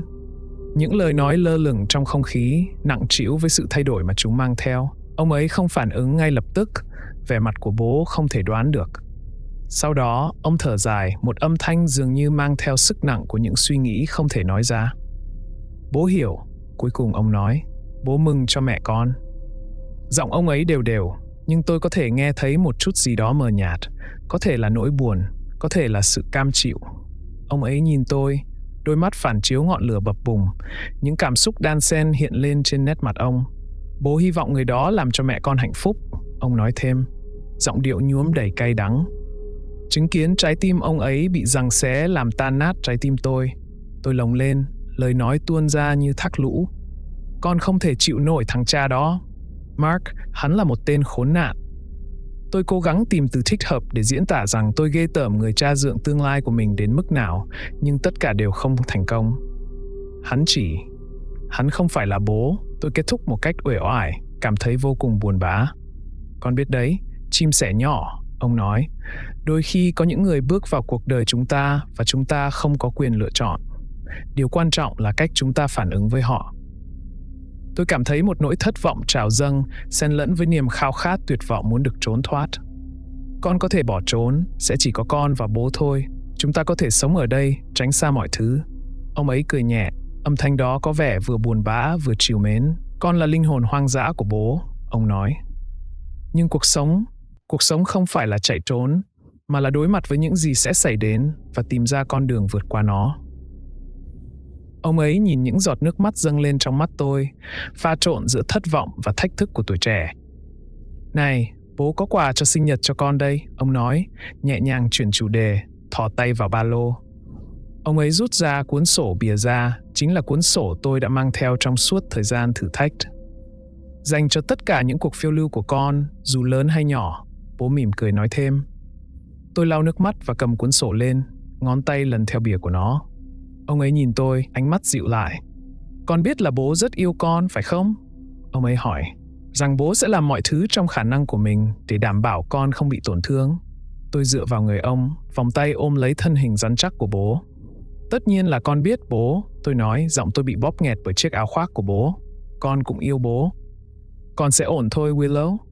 Ông nhẹ nhàng nói, dù cuộc đời có xảy ra điều gì, hãy nhớ rằng con mạnh mẽ hơn con nghĩ. Giấc mơ thay đổi, hơi ấm của lửa trại thay thế bằng cái lạnh buốt giá của bình minh. Tôi thức dậy và thấy bố tôi đã đi mất. Túi ngủ trống rỗng, đôi ủng của ông vẫn còn bên đống lửa. Sự hoảng loạn bao trùm lấy tôi, dạ dày tôi quặn thắt. Tôi gọi bố, giọng nói của tôi vỡ vụn, nhưng không có tiếng đáp lại. Tôi lồm cồm đứng dậy, tim đập thình thịch. Cuốn sổ rơi ra khỏi lòng tôi, rơi phịch xuống đất. Những ký ức về đêm cuối cùng của chúng tôi quay cuồng trong tâm trí tôi. Sự kết hợp giữa yêu thương và điểm báo. Khu cắm trại yên tĩnh. Đồ đạc của ông vẫn còn nguyên, như thể ông có ý định quay trở lại. Nhưng có một sự im lặng kỳ lạ, một cảm giác vắng bóng có thể cảm nhận được. Tôi lấy đèn pin và bắt đầu tìm kiếm khu vực xung quanh. Tia sáng xuyên qua bóng tối trước bình minh. Tôi gọi đi gọi lại tên bố. Giọng tôi ngày càng khàn đi. Khung cảnh không có gì thay đổi, không có manh mối hay dấu vết nào cho thấy bố đã đi qua. Tôi tình cờ gặp một khoảng đất trống nhỏ, và ở đó, trên nền đất, có dấu chân. Chúng là của ông ấy, tôi chắc chắn điều đó. Tim tôi nhảy lên với cảm giác đan xen giữa hy vọng và sợ hãi. Khi tôi đi theo đường mòn, địa hình trở nên gồ ghề hơn, đất đá nhường chỗ cho đá vôi. Dấu chân dẫn thẳng đến một vách đá, mặt đất đột ngột kết thúc ở một bờ vực thẳng xuống đại dương bên dưới. Ở đó, ở rìa vách đá, dấu chân đột ngột dừng lại. Không có dấu hiệu quay trở lại, không có con đường nào để đi tiếp. Hơi thở của tôi nghẹn lại trong cổ họng, một tiếng nức nở thầm lặng mắc kẹt trong lồng ngực. Những ẩn ý lơ lửng trong không khí, nặng nề và không thể nói ra. Ánh sáng xám lạnh của buổi bình minh in những cái bóng dài trải dài trên mặt đất. Những cái bóng dường như trải dài vào khoảng không bên dưới. Tôi nhích lại gần hơn, nhìn qua mép vực với cảm giác vừa sợ hãi vừa tuyệt vọng. Nhưng chẳng có gì để nhìn. Chỉ là vùng nước vô tận gặp bầu trời. Một chân trời không có câu trả lời, mà chỉ có những câu hỏi. Một cảm giác sâu hoắc, trống rỗng đọng lại trong lồng ngực tôi. Một khoảng trống nơi hy vọng từng trú ngụ. Tôi khuỵu xuống, đất ẩm bám vào quần ngủ của tôi. Bố tôi, người cố vấn và hướng dẫn tôi, đã chọn cách rời xa mọi thứ khỏi tôi. Đột nhiên, giữa sự im lặng ngột ngạt, một giọng nói quen thuộc vang lên từ phía sau tôi. Willow. Tôi quay người lại, tim nhảy lên tận cổ họng. Ở đó, bất chấp mọi logic, bố tôi đang đứng. Trông ông vẫn vậy, ánh nắng sớm mai in bóng quen thuộc lên khuôn mặt ông. Sự hoài nghi, nhẹ nhõm và nghi ngờ hình thành một cuộc chiến trong tôi. Bố. Giọng tôi như một lời thì thầm, nhuốm niềm hy vọng mà tôi sợ phải ôm trọn lấy. Ông bước tới, sự hiện diện của ông không thể phủ nhận là có thật. Bố đây, chim sẻ nhỏ, ông nói, giọng nói mang theo sự ấm áp mà tôi nhớ rất rõ. Tôi bước về phía trước, mỗi cử động đều xen lẫn giữa sợ hãi và khao khát. Sao có thể như thế được? Tôi hỏi, giọng tôi run run. Bố dang rộng vòng tay, một cử chỉ thoải mái và an ủi. Bố đã luôn ở đây, con chỉ cần tìm thấy bố thôi. Tôi bước về phía ông, bị thu hút bởi sự quen thuộc và ấm áp của sự hiện diện của ông. Thế nhưng, càng tiến lại gần, cảm giác bất an càng dâng lên trong lòng. Có điều gì đó về ngoại hình, khí chất của ông ấy khiến tôi cảm thấy không ổn. Có chuyện gì đã xảy ra với bố vậy? Tôi hỏi, giọng đầy nghi ngờ. Con đã trở nên mạnh mẽ hơn, Willow. Ông mỉm cười, nhưng đôi mắt của ông thì không.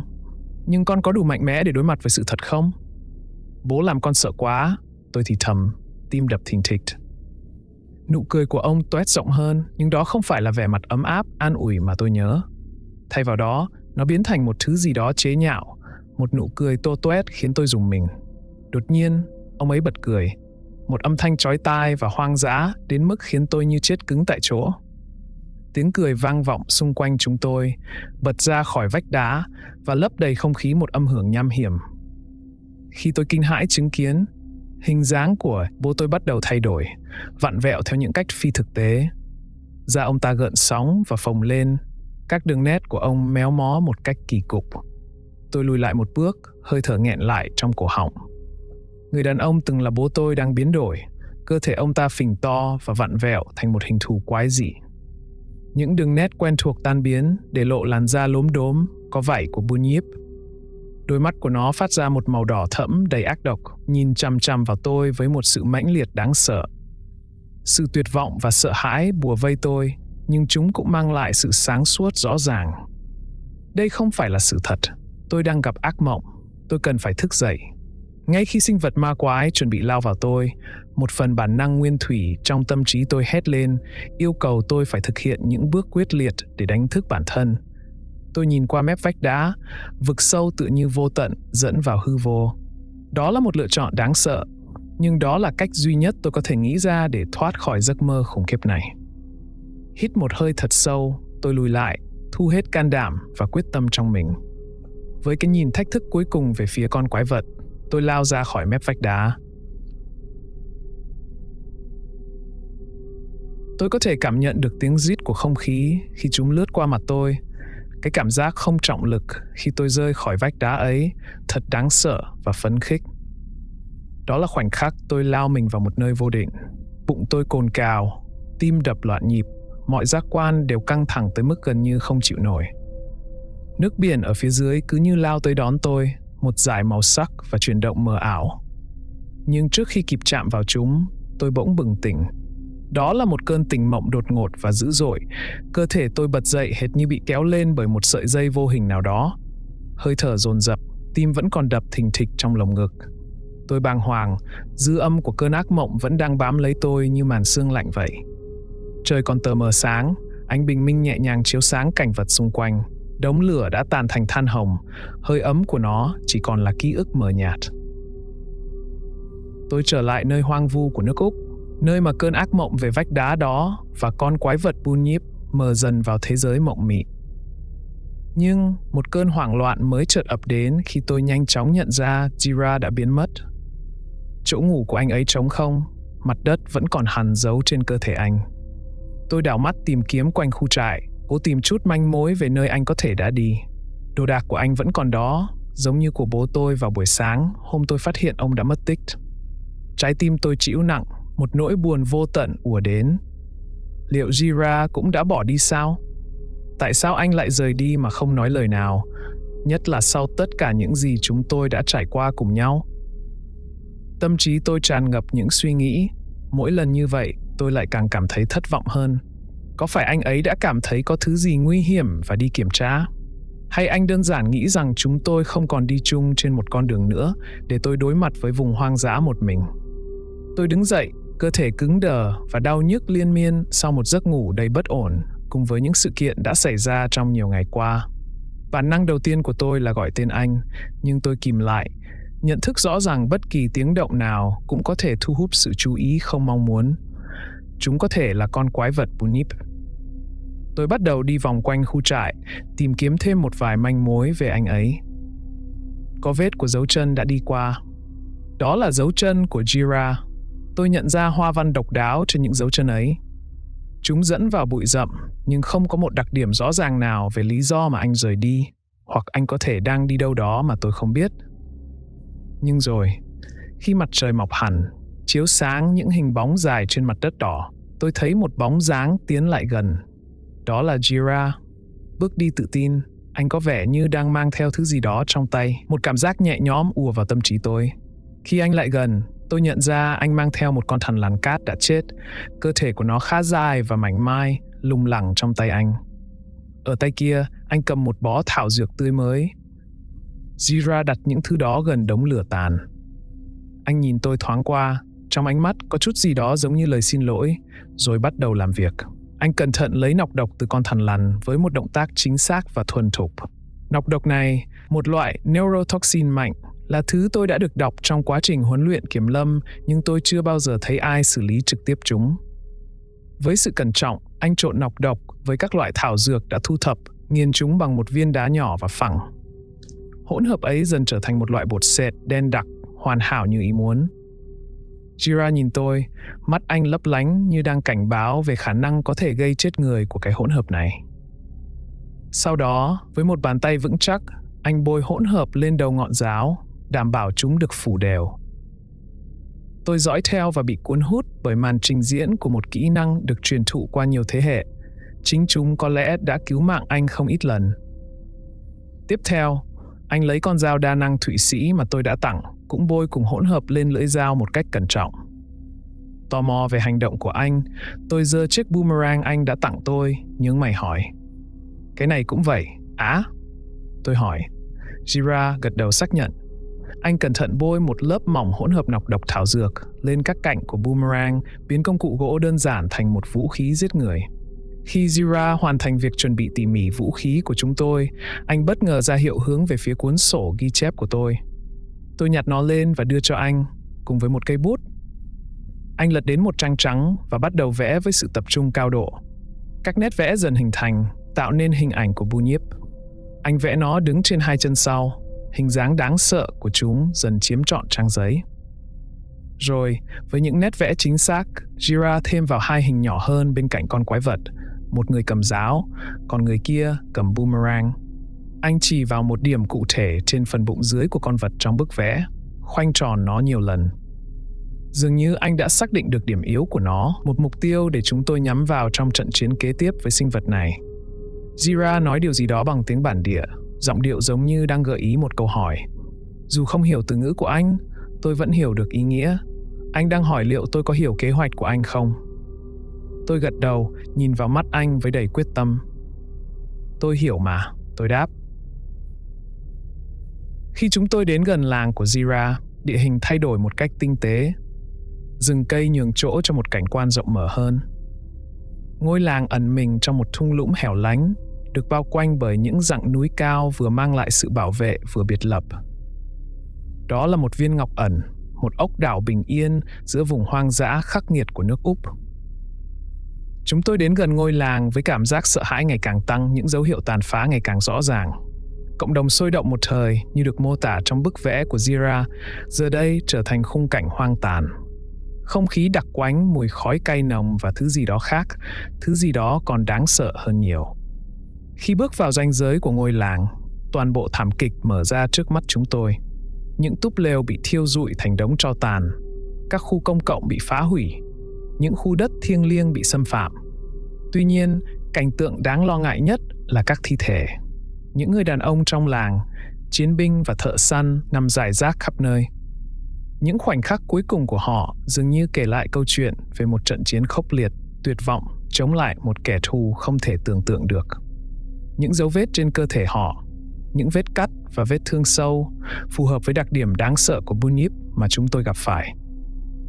Jira di chuyển qua ngôi làng với ánh mắt trống rỗng, đầy ám ảnh. Mỗi thi thể anh đi qua, anh dừng lại, đôi tay nhẹ nhàng vuốt đôi mắt của họ khép lại như một hành động cuối cùng của sự tôn kính và tiễn biệt. Nỗi đau buồn của anh hiện rõ, một tiếng hét thầm lặng vì đau đớn và mất mát vang vọng khắp ngôi làng trống trải. Tôi đứng đó, cảm thấy hoàn toàn bất lực, lòng nặng trĩu nỗi buồn cho Jira và người làng của anh ấy. Tôi muốn an ủi, nhưng lời nói dường như vô nghĩa trước sự tàn phá như vậy. Bước đi của Jira ngày càng nặng nề hơn, mang theo nỗi đau không tả xiết.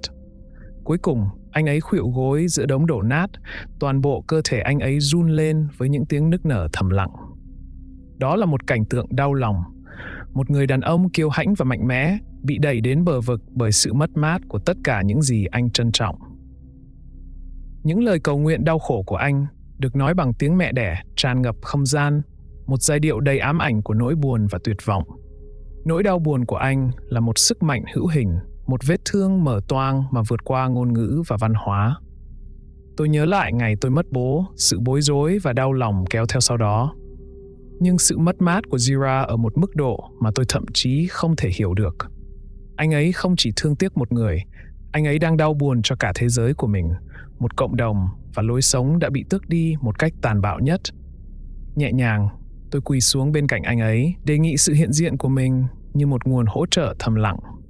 Tôi ngập ngừng đặt tay lên vai anh ấy, không chắc liệu sự đụng chạm của tôi có được chào đón hay không, nhưng cảm thấy cần phải thu hẹp khoảng cách cô lập xung quanh anh ấy. Tôi vòng tay ôm lấy anh trong vòng tay an ủi. Anh dựa vào tôi, tiếng khóc của anh bị bóp nghẹt trên vai tôi. Tôi ở đây vì anh, Jira, tôi thì thầm nhẹ nhàng, giọng tôi gần như không vượt quá tiếng thì thầm của gió xuyên qua tàn tích cháy đen của ngôi nhà anh. Anh không cô đơn trong chuyện này. Những lời nói có vẻ không thỏa đáng, Nhưng đó là tất cả những gì tôi có thể mang lại khi đối mặt với nỗi buồn tràn ngập như vậy. Tiếng nức nở của Jira đột ngột giảm bớt khi sự chú ý của anh chuyển sang thứ gì đó ở xa. Theo ánh nhìn của anh ấy, tôi nhận thấy hàng loạt dấu chân giữa ngôi làng bị tàn phá. Không giống như những dấu chân lộn xộn và nặng nề từ trận chiến, những dấu chân này nhỏ hơn, có thể là của phụ nữ và trẻ em. Jira đứng dậy, ngôn ngữ cơ thể của anh ấy thay đổi từ thất bại sang quyết tâm. Anh ấy ra hiệu cho tôi đi theo và bắt đầu lần theo dấu chân với một ý thức mới về mục đích. Khi chúng tôi lần theo dấu vết, chúng tôi thấy rõ rằng đây không phải là những dấu vết ngẫu nhiên hoặc không có mục đích. Họ có mục đích rời khỏi cuộc tàn sát, tiến sâu hơn vào vùng hoang dã. Khả năng rằng một số người trong cộng đồng của anh có thể đã thoát khỏi cơn thịnh nộ của Bunyip thắp lên một sự cấp bách mới trong từng bước đi của chúng tôi. Jira và tôi tiếp tục tiến sâu vào vùng hoang dã, địa hình ngày càng nguy hiểm và xa lạ. Những dấu chân dẫn chúng tôi đi qua khu rừng rậm rạp, băng qua những hẻm núi đá và dọc theo bờ sông ngoằn ngoèo. Mặt trời lên cao, tạo ra những bóng đen sắc nét đánh lừa thị giác của chúng tôi, nhưng chúng tôi vẫn tiếp tục tiến bước với hy vọng tìm thấy người sống sót. Nhiều giờ trôi qua, sự im lặng nặng nề bao trùm khắp vùng đất. Cứ như thể thiên nhiên đang nín thở, nhận thức được sự hiện diện của bóng tối đang rình rập gần đó. Các dấu vết dẫn chúng tôi đến lối vào của một mạng lưới hang động rộng lớn, ẩn bên dưới phần nhô ra của rễ cây xoắn và đá cổ. Miệng hang rộng và tối như vực thẳm, nuốt chửng ánh nắng ban mai. Những cột đá nhô ra như những chiếc răng nhọn, khiến lối vào hang trông như một con thú hóa đá khổng lồ. Jira dừng lại ở lối vào, ánh mắt quét qua bóng tối bên trong. Giữa chúng tôi có một sự hiểu ngầm rằng chúng tôi có thể đang bước vào trung tâm của mối nguy hiểm. Anh đặt tay lên vai tôi trấn an, ánh mắt kiên định và quyết tâm. Hít một hơi sâu, cả hai chúng tôi thoa thêm một lớp cuối cùng của bột màu đất lên mặt để che giấu mùi hương của mình. Jira dẫn đường vào hang, bước đi im lặng và thận trọng. Tôi làm theo, mọi giác quan đều căng ra, tim đập thình thịch trong lồng ngực. Bên trong hang động, bầu không khí thay đổi chóng mặt, như thể bước qua ngưỡng cửa sang một cõi khác. Không khí mát mẻ hơn, ánh sáng mờ ảo được lọc qua những vết nứt, kẽ hở trên trần đá. Những bức tường được trang trí bằng các dấu tay cổ xưa rạ quang, phát ra ánh sáng huyền bí, dường như đập theo nhịp sống của riêng chúng. Tôi nhớ đến khái niệm của thổ dân về Dream Time, nơi hội tụ quá khứ, hiện tại và tương lai. Càng đi sâu vào trong, hang động càng biến đổi. Nhũ đá treo trên trần nhà như những chiếc đèn chùm. Men thanh vang vọng của cây đàn didgeridoo vang vọng khắp hang động. Tiếng rung nhịp nhàng, sâu lắng của nó dội lại trong không gian xung quanh chúng tôi. Giai điệu vừa buồn vừa êm dịu. Chúng tôi đi theo âm thanh đầy ám ảnh của tiếng đàn. Sự cộng hưởng của nó dẫn chúng tôi vào sâu hơn trong hang động. Con đường hẹp lại, uốn lượn qua những cột đá cao chót vót mọc lên từ mặt đất như những người lính canh lặng lẽ. Giai điệu ngày càng to hơn, nhịp điệu nhịp nhàng của nó vang vọng khắp các bức tường hang động. Chúng tôi rẽ vào một góc, hang động mở ra một căn phòng lớn, tràn ngập ánh sáng dịu nhẹ như của thế giới khác. Nguồn ánh sáng là giếng trời tự nhiên, một khoảng trống trên đá mà mặt trời chiếu qua, tỏa ánh sáng ấm áp khắp không gian. Trong căn phòng được chiếu sáng bởi ánh sáng dịu, nhẹ của mặt trời, chúng tôi tìm thấy họ, những người sống sót trong làng của Jira. Phụ nữ, trẻ em và một vài người già trong bộ tộc chen chúc nhau, mắt mở to. Họ là một nhóm nhỏ, chỉ là một phần nhỏ dân số ban đầu của làng, nhưng ít nhất họ vẫn còn sống. Người chơi didgeridoo, một người lớn tuổi với khuôn mặt phong trần và đôi mắt thông minh, ngồi khoanh chân gần nhóm. Khi chúng tôi bước vào, ông ấy dừng lại, ánh mắt chuyển sang chúng tôi. Có một khoảnh khắc căng thẳng, một sự đánh giá thầm lặng trước khi sự nhận ra hiện lên trong mắt ông. Jira lao về phía trước, giọng anh vỡ ra khi gọi bằng tiếng mẹ đẻ của mình. Những người sống sót đáp lại bằng sự pha trộn giữa sốc và vui mừng. Nỗi sợ hãi ban đầu của họ nhường chỗ cho những cuộc đoàn tụ đầy nước mắt. Những người mẹ ôm chặt con mình hơn, nước mắt chảy dài trên khuôn mặt, trong khi những người lớn tuổi đưa tay chạm vào Jira như để tự đảm bảo rằng anh ấy là thật. Tôi đứng lùi lại, nhìn cuộc hội ngộ đầy cảm xúc, cảm thấy vừa là người ngoài cuộc, vừa là nhân chứng cho một điều gì đó vô cùng xúc động. Những đứa trẻ, tò mò và kiên cường bất chấp những nỗi kinh hoàng mà chúng phải đối mặt. bắt đầu nhích lại gần tôi hơn, đôi mắt chúng chứa đầy sự tò mò và thận trọng. Một cô bé con khoảng 5-6 tuổi, dũng cảm bước tới và nở một nụ cười bẽn lẽn. Tôi quỳ xuống và đáp lại nụ cười của con bé, cảm động trước cử chỉ tình bạn của nó. Chào cưng, tôi nói. Con bé đưa tay ra, những ngón tay nhỏ bé ngập ngừng chạm vào mái tóc vàng xoăn của tôi, phản chiếu mái tóc của nó. Đôi mắt nó mở to ngạc nhiên, như thể đã tìm thấy mối liên hệ giữa chúng tôi, một sợi dây chung trong một thế giới xa lạ. Tôi cười nhẹ, khuyến khích sự tò mò của con bé. Nó giống hệt của cưng phải không? Tôi nói nhẹ nhàng. Cuộc đoàn tụ, dù đầy ấm áp, lại ngắn ngủi một cách bi thảm. Khi không khí bắt đầu lắng đọng với sự nhẹ nhõm thận trọng, một âm thanh rùng rợn xuyên qua không khí, vang vọng khắp hang động một cách đáng ngại. Đó là một tiếng gầm gừ sâu thẳm trong cổ họng. Một âm thanh đầy đe dọa và nguyên sơ đến mức ngay lập tức tạo ra một làn sóng kinh hãi khắp căn phòng. Những người sống sót cứng đờ, biểu cảm trên khuôn mặt chuyển thành sự sợ hãi tuyệt đối. Những đứa trẻ rúc lại gần mẹ hơn, khuôn mặt nhỏ bé khắc sâu nỗi kinh hoàng.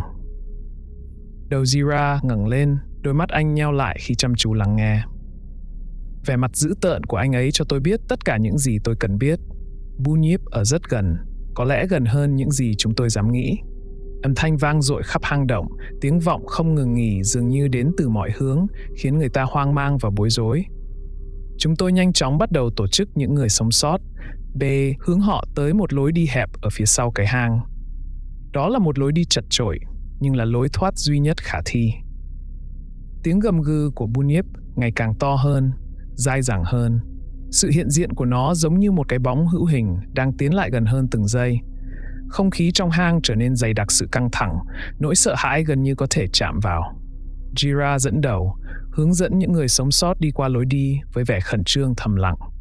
Tôi đi theo phía sau, đảm bảo không ai bị bỏ lại.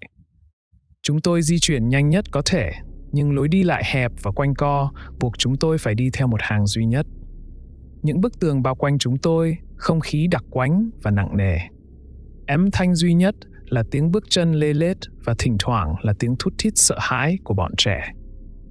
Khi chúng tôi luồn lách qua lối đi chật hẹp, âm thanh gầm gừ của Bunyip ngày càng tăng lên, một sự hiện diện liên tục, đáng sợ dường như rung chuyển xuyên qua chính bức tường của hang động. Những tiếng gầm gừ của nó trầm và vang vọng xung quanh chúng tôi, tạo ra một loại âm thanh hỗn loạn, khiến chúng tôi mất phương hướng.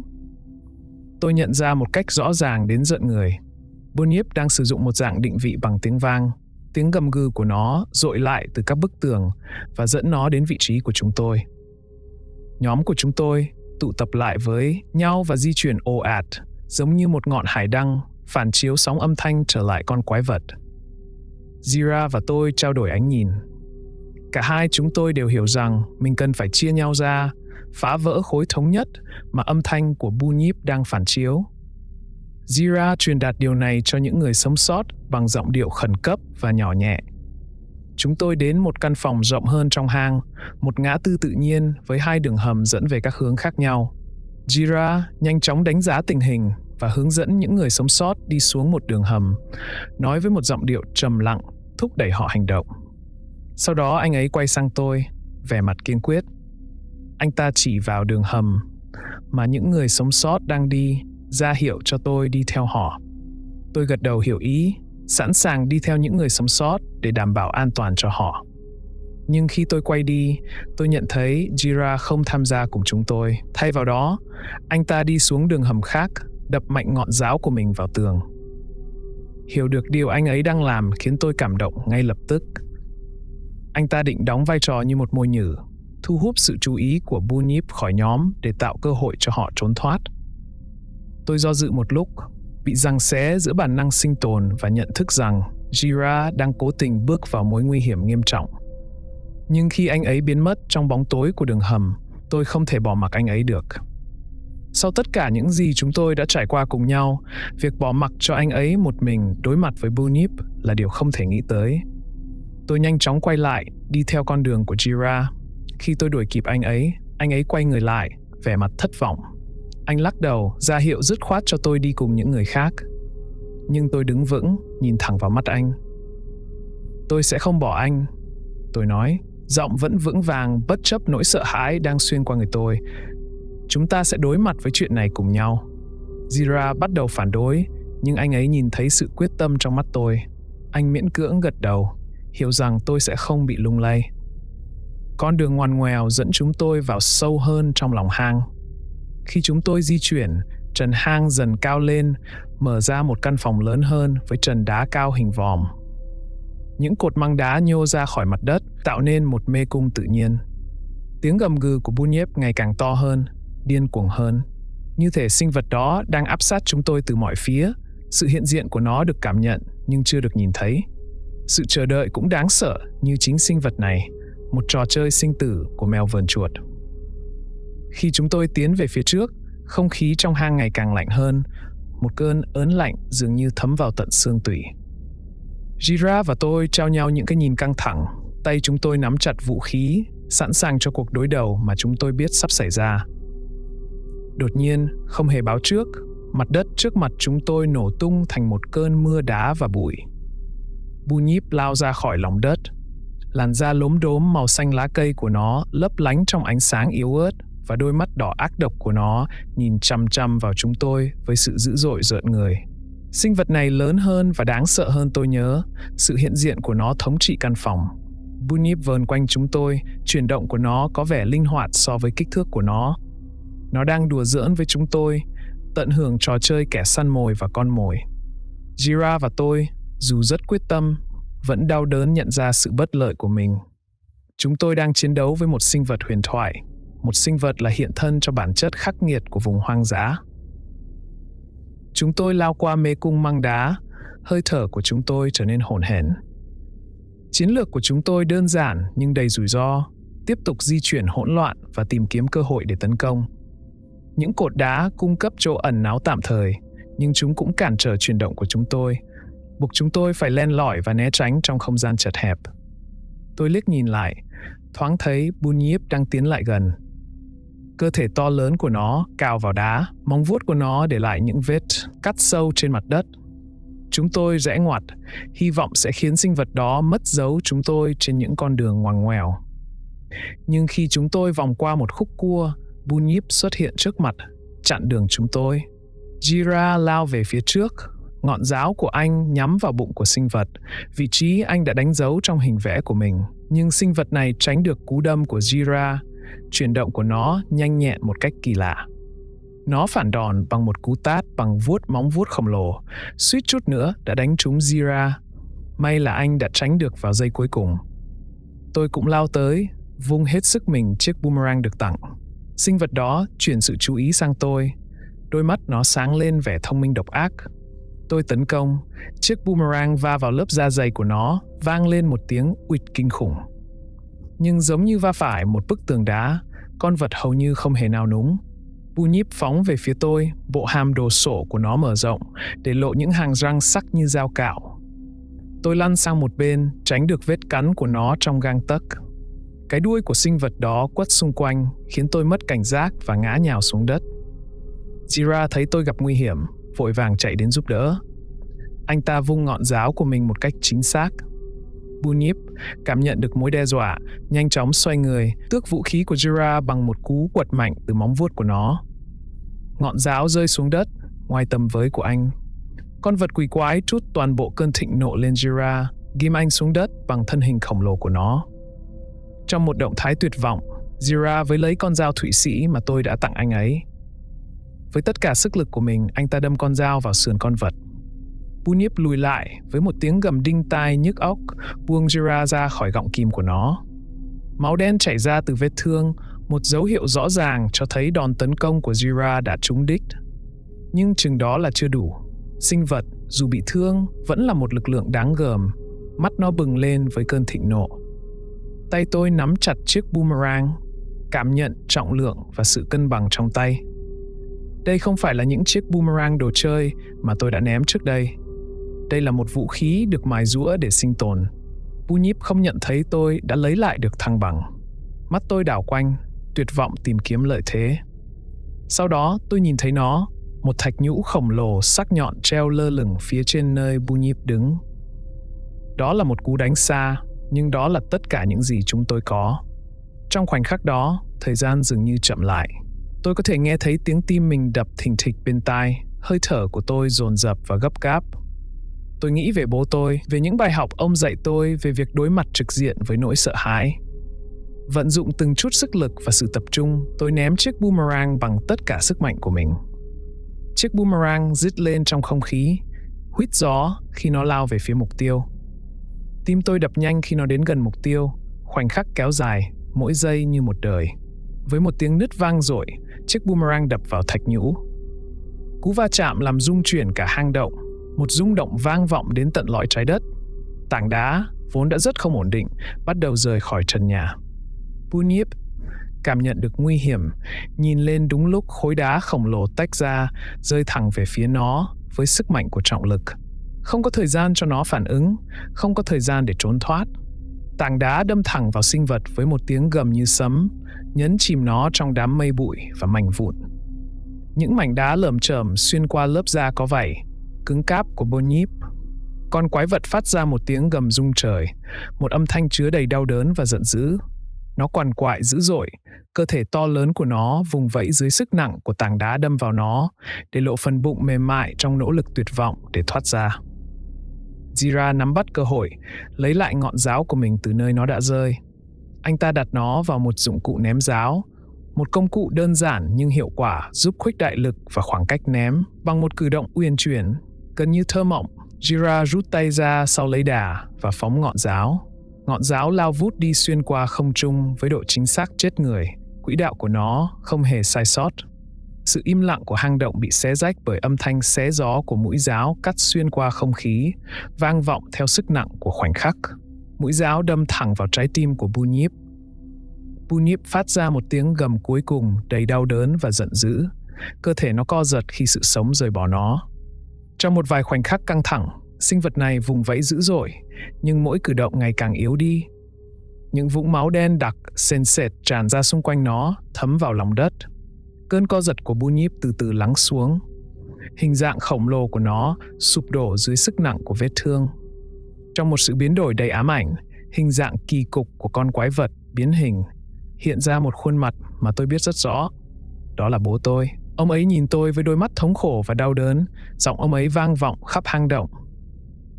Willow, chim sẻ nhỏ của bố, hãy giúp bố, ông cầu xin. Giọng nói bắt chước hoàn hảo giọng của bố tôi. Ảo ảnh quá thuyết phục, quá chân thực đến mức trong phút chốc tôi như chết lặng. Trái tim giằng xé giữa hiện thực và nỗi khao khát tuyệt vọng được gặp lại bố. Nước mắt tôi trào ra, xen lẫn giữa đau buồn và tức giận. Sinh vật ghê tởm này dám dùng giọng nói của bố tôi để săn lùng những nỗi buồn và nỗi sợ hãi sâu sắc nhất của tôi. Mày không phải là ông ấy, tôi nói. Ông ấy đã ra đi rồi. Mày không thể sử dụng ký ức về ông ấy để chống lại tao đâu. Sinh vật đó cảm nhận được sự dao động của tôi, tiếp tục nói bằng giọng của cha tôi. Willow, là bố đây, là bố. Bố luôn ở đây vì con. Bố, tôi nói, giọng run run nhưng kiên quyết. Bố đã bỏ con. Bố đã chọn ra đi và con đã chấp nhận rằng bố sẽ ra đi mãi mãi. Bố đã tự sát và không gì có thể thay đổi được điều đó. Jira cảm nhận được nỗi đau của tôi và nhìn thấu sự lừa dối của Bunyip, bước tới với vẻ mặt kiên quyết. Anh ta rút ngọn giáo của mình ra khỏi ngực sinh vật và không do dự, đâm luôn vào cổ họng của nó. Khi ngọn giáo xuyên qua cổ họng nó, ảo ảnh của Bunyip tan vỡ. Hình ảnh cha tôi mờ dần, để lại hình dạng thật của sinh vật đó, một sự kết hợp khủng khiếp của những cơn ác mộng. Cơ thể nó rùng mình dữ dội trước khi rũ ra, ánh sáng mờ dần từ đôi mắt đỏ ác độc của nó. Hang động chìm trong im lặng, chỉ còn lại tiếng vọng từ hơi thở nhọc nhằn của chúng tôi và tiếng nước nhỏ giọt xa xa từ những nhũ đá. Tôi đứng đó, thở dốc, cảm xúc như một cơn bão hỗn loạn. Tuy nhiên, có một cảm giác khép lại, một sự kết thúc mang theo bình yên cay đắng. Jira đặt một bàn tay an ủi lên vai tôi. Cái chạm của anh ấy giúp tôi quay về với thực tại. Anh ấy nhìn vào mắt tôi. Ánh mắt anh ấy phản ánh hiểu biết sâu sắc về sự mất mát và sự kiên cường cần có để vượt qua nó.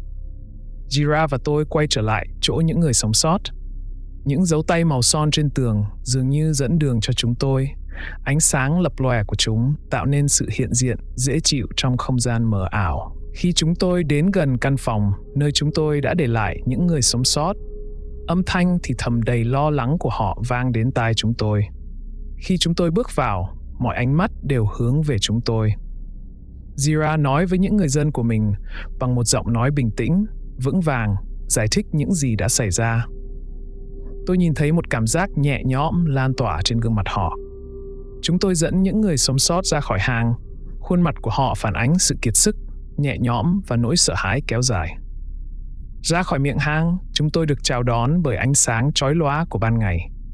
Mặt trời trên cao tắm chúng tôi trong ánh nắng ấm áp, một sự chào đón khỏi bóng tối lạnh lẽo của hang động. Chúng tôi dựng trại tạm thời gần lối vào hang, sử dụng những vật dụng còn lại để mang lại sự thoải mái. Jira, với kiến thức sâu rộng của mình về vùng đất, thu thập thêm các nguồn tài nguyên, đảm bảo rằng mọi người đều được cung cấp đủ nước và thức ăn. Rồi vào buổi chiều muộn, một âm thanh xa xa thu hút sự chú ý của tôi. Nó mờ, nhạt, khó có thể nghe thấy trong gió, nhưng không thể nhầm lẫn. Tiếng kêu của cánh quạt trực thăng. Lòng tôi rộn ràng niềm hy vọng. Tôi lấy tay che mắt, tìm kiếm bầu trời. Ở đó, trên đường chân trời, một đốm sáng xuất hiện, ngày càng lớn hơn khi nó đến gần. Đó là một chiếc trực thăng tìm kiếm và cứu hộ. Các cánh quạt của nó bay trong không khí với nhịp điệu đều đặn. Sự nhẹ nhõm tràn ngập trong tôi, một làn sóng cảm xúc khó kìm nén. Khi chiếc trực thăng đến gần hơn, sự hiện diện của nó gây ra làn sóng hoảng sợ cho những người sống sót. Họ rúc lại gần nhau hơn, đôi mắt mở to đầy sợ hãi. Cỗ máy hiện đại này rất xa lạ với sự tồn tại biệt lập của họ. Dường như đối với họ, nó giống như một con quái vật khác, có lẽ còn đáng sợ hơn con mà chúng tôi vừa đánh bại. Không sao đâu, tôi nhẹ nhàng nói bằng ánh mắt nhiều hơn là lời nói. Họ ở đây để giúp đỡ. Jira cảm nhận được sự bất an của họ, nói với họ bằng tiếng mẹ đẻ của mình, giọng điệu nhẹ nhàng nhưng kiên quyết. Nhận ra rằng chiếc trực thăng có thể không dễ dàng phát hiện ra chúng tôi giữa địa hình gồ ghề, tôi lục lọi ba lô để tìm gương tín hiệu. Tìm thấy nó, tôi bước vào một khoảng đất trống, hướng gương về phía mặt trời. Sự phản chiếu bắt ánh sáng, gửi tín hiệu sáng, nhấp nháy về phía trực thăng. Máy bay trực thăng hơi nghiêng, hướng đi của nó đang điều chỉnh khi nó tiếp cận vị trí của chúng tôi. Nó lơ lửng phía trên chúng tôi, luồng gió từ cánh quạt của nó khiến bụi bay mù mịt xung quanh khu trại tạm bợ của chúng tôi. Trong những ngày và tuần sau cuộc giải cứu đầy kịch tính, thế giới mà tôi biết cũng như thế giới của Jira và những người dân của anh ấy đã va chạm nhau trong một cơn lốc của sự thay đổi, khám phá và những thách thức không thể tránh khỏi. Những người sống sót, vốn sống cô lập, đột nhiên bị đẩy vào một thực tế khác xa với cuộc sống duy nhất mà họ từng biết. Ánh đèn rực rỡ, tiếng ồn, sự xuất hiện liên tục của những khuôn mặt và ngôn ngữ mới, ít nhất phải nói là nó choáng ngợp. Đối với Jira và những người dân của anh ấy, mọi khía cạnh của cuộc sống hiện đại đều là những trải nghiệm mới lạ và thường đáng sợ. Chính phủ và các tổ chức bảo tồn văn hóa khác nhau đã vào cuộc, cung cấp hỗ trợ và nguồn lực để tạo điều kiện thuận lợi cho sự hội nhập của họ. Các nhà nghiên cứu đã hợp tác chặt chẽ với Jira và dân làng để tìm hiểu thêm về văn hóa và nền tảng của họ. Sau đó, người ta phát hiện ra rằng nhóm này thuộc về một tộc thổ dân chưa được biết đến trước đây. Họ tự gọi mình là Kailani. Jira, người đã thể hiện sức mạnh và sự kiên cường khi đối mặt với Bunyip, giờ đây thấy mình ở một vị trí mà anh ấy không bao giờ có thể chuẩn bị được. Bất chấp những thử thách quá lớn, Jira đối mặt với thế giới mới này với sự dũng cảm như anh đã thể hiện ở nơi hoang dã. Anh ấy chịu trách nhiệm, giúp đỡ người dân của mình vượt qua những phức tạp của cuộc sống mới này với một thái độ trầm lặng. Tôi đã làm mọi thứ trong khả năng của mình để thu hẹp khoảng cách giữa thế giới của anh ấy với thế giới của chúng tôi. Tôi đã làm việc với các nhóm hỗ trợ. Tôi đã dành hàng giờ với Jira và những người khác, lắng nghe những mối quan tâm, nỗi sợ hãi và hy vọng của họ. Sau vụ việc, vườn quốc gia Karizini trở thành trung tâm của một hoạt động hết sức bí mật. Một lực lượng đặc nhiệm của lực lượng phòng vệ Úc đã được triển khai và công viên đã nhanh chóng bị phong tỏa. Nhiệm vụ của họ được giữ bí mật và công viên vẫn nằm ngoài tầm với của công chúng trong một thời gian dài. Trong thời gian này, tôi đã phải trải qua một loạt cuộc phỏng vấn sâu rộng. Chính quyền đặc biệt quan tâm đến từng chi tiết trong cuộc chạm trán của tôi với Bunyip. Làm thế nào Jira và tôi có thể sống sót và cuối cùng là làm thế nào chúng tôi đánh bại được nó. Tôi không biết chi tiết hoạt động của họ hay những gì họ phát hiện được ở sâu trong công viên. Tất nhiên, có những lời thì thầm và tin đồn nói về những phát hiện kỳ lạ, những ca tạo ngoài bờ nhiếp, nhưng không có gì được xác nhận công khai. Cuối cùng, công viên được coi là an toàn và các hạn chế đã được dỡ bỏ. Tôi trở lại nhiệm vụ của mình với tư cách là nhân viên kiểm lâm sau những sự kiện đã xảy ra, giống như bước vào một bức tranh quen thuộc đã được thay đổi màu sắc một cách tinh tế. Có một luật bất thành văn giữa các kiểm lâm viên. Chúng tôi bước đi cẩn thận hơn, nói chuyện nhẹ nhàng hơn và chăm chú hơn lắng nghe những lời thì thầm của vùng hoang dã. Có một sự tôn trọng, gần như là tôn kính đối với những gì có thể vẫn còn ẩn sâu trong nó.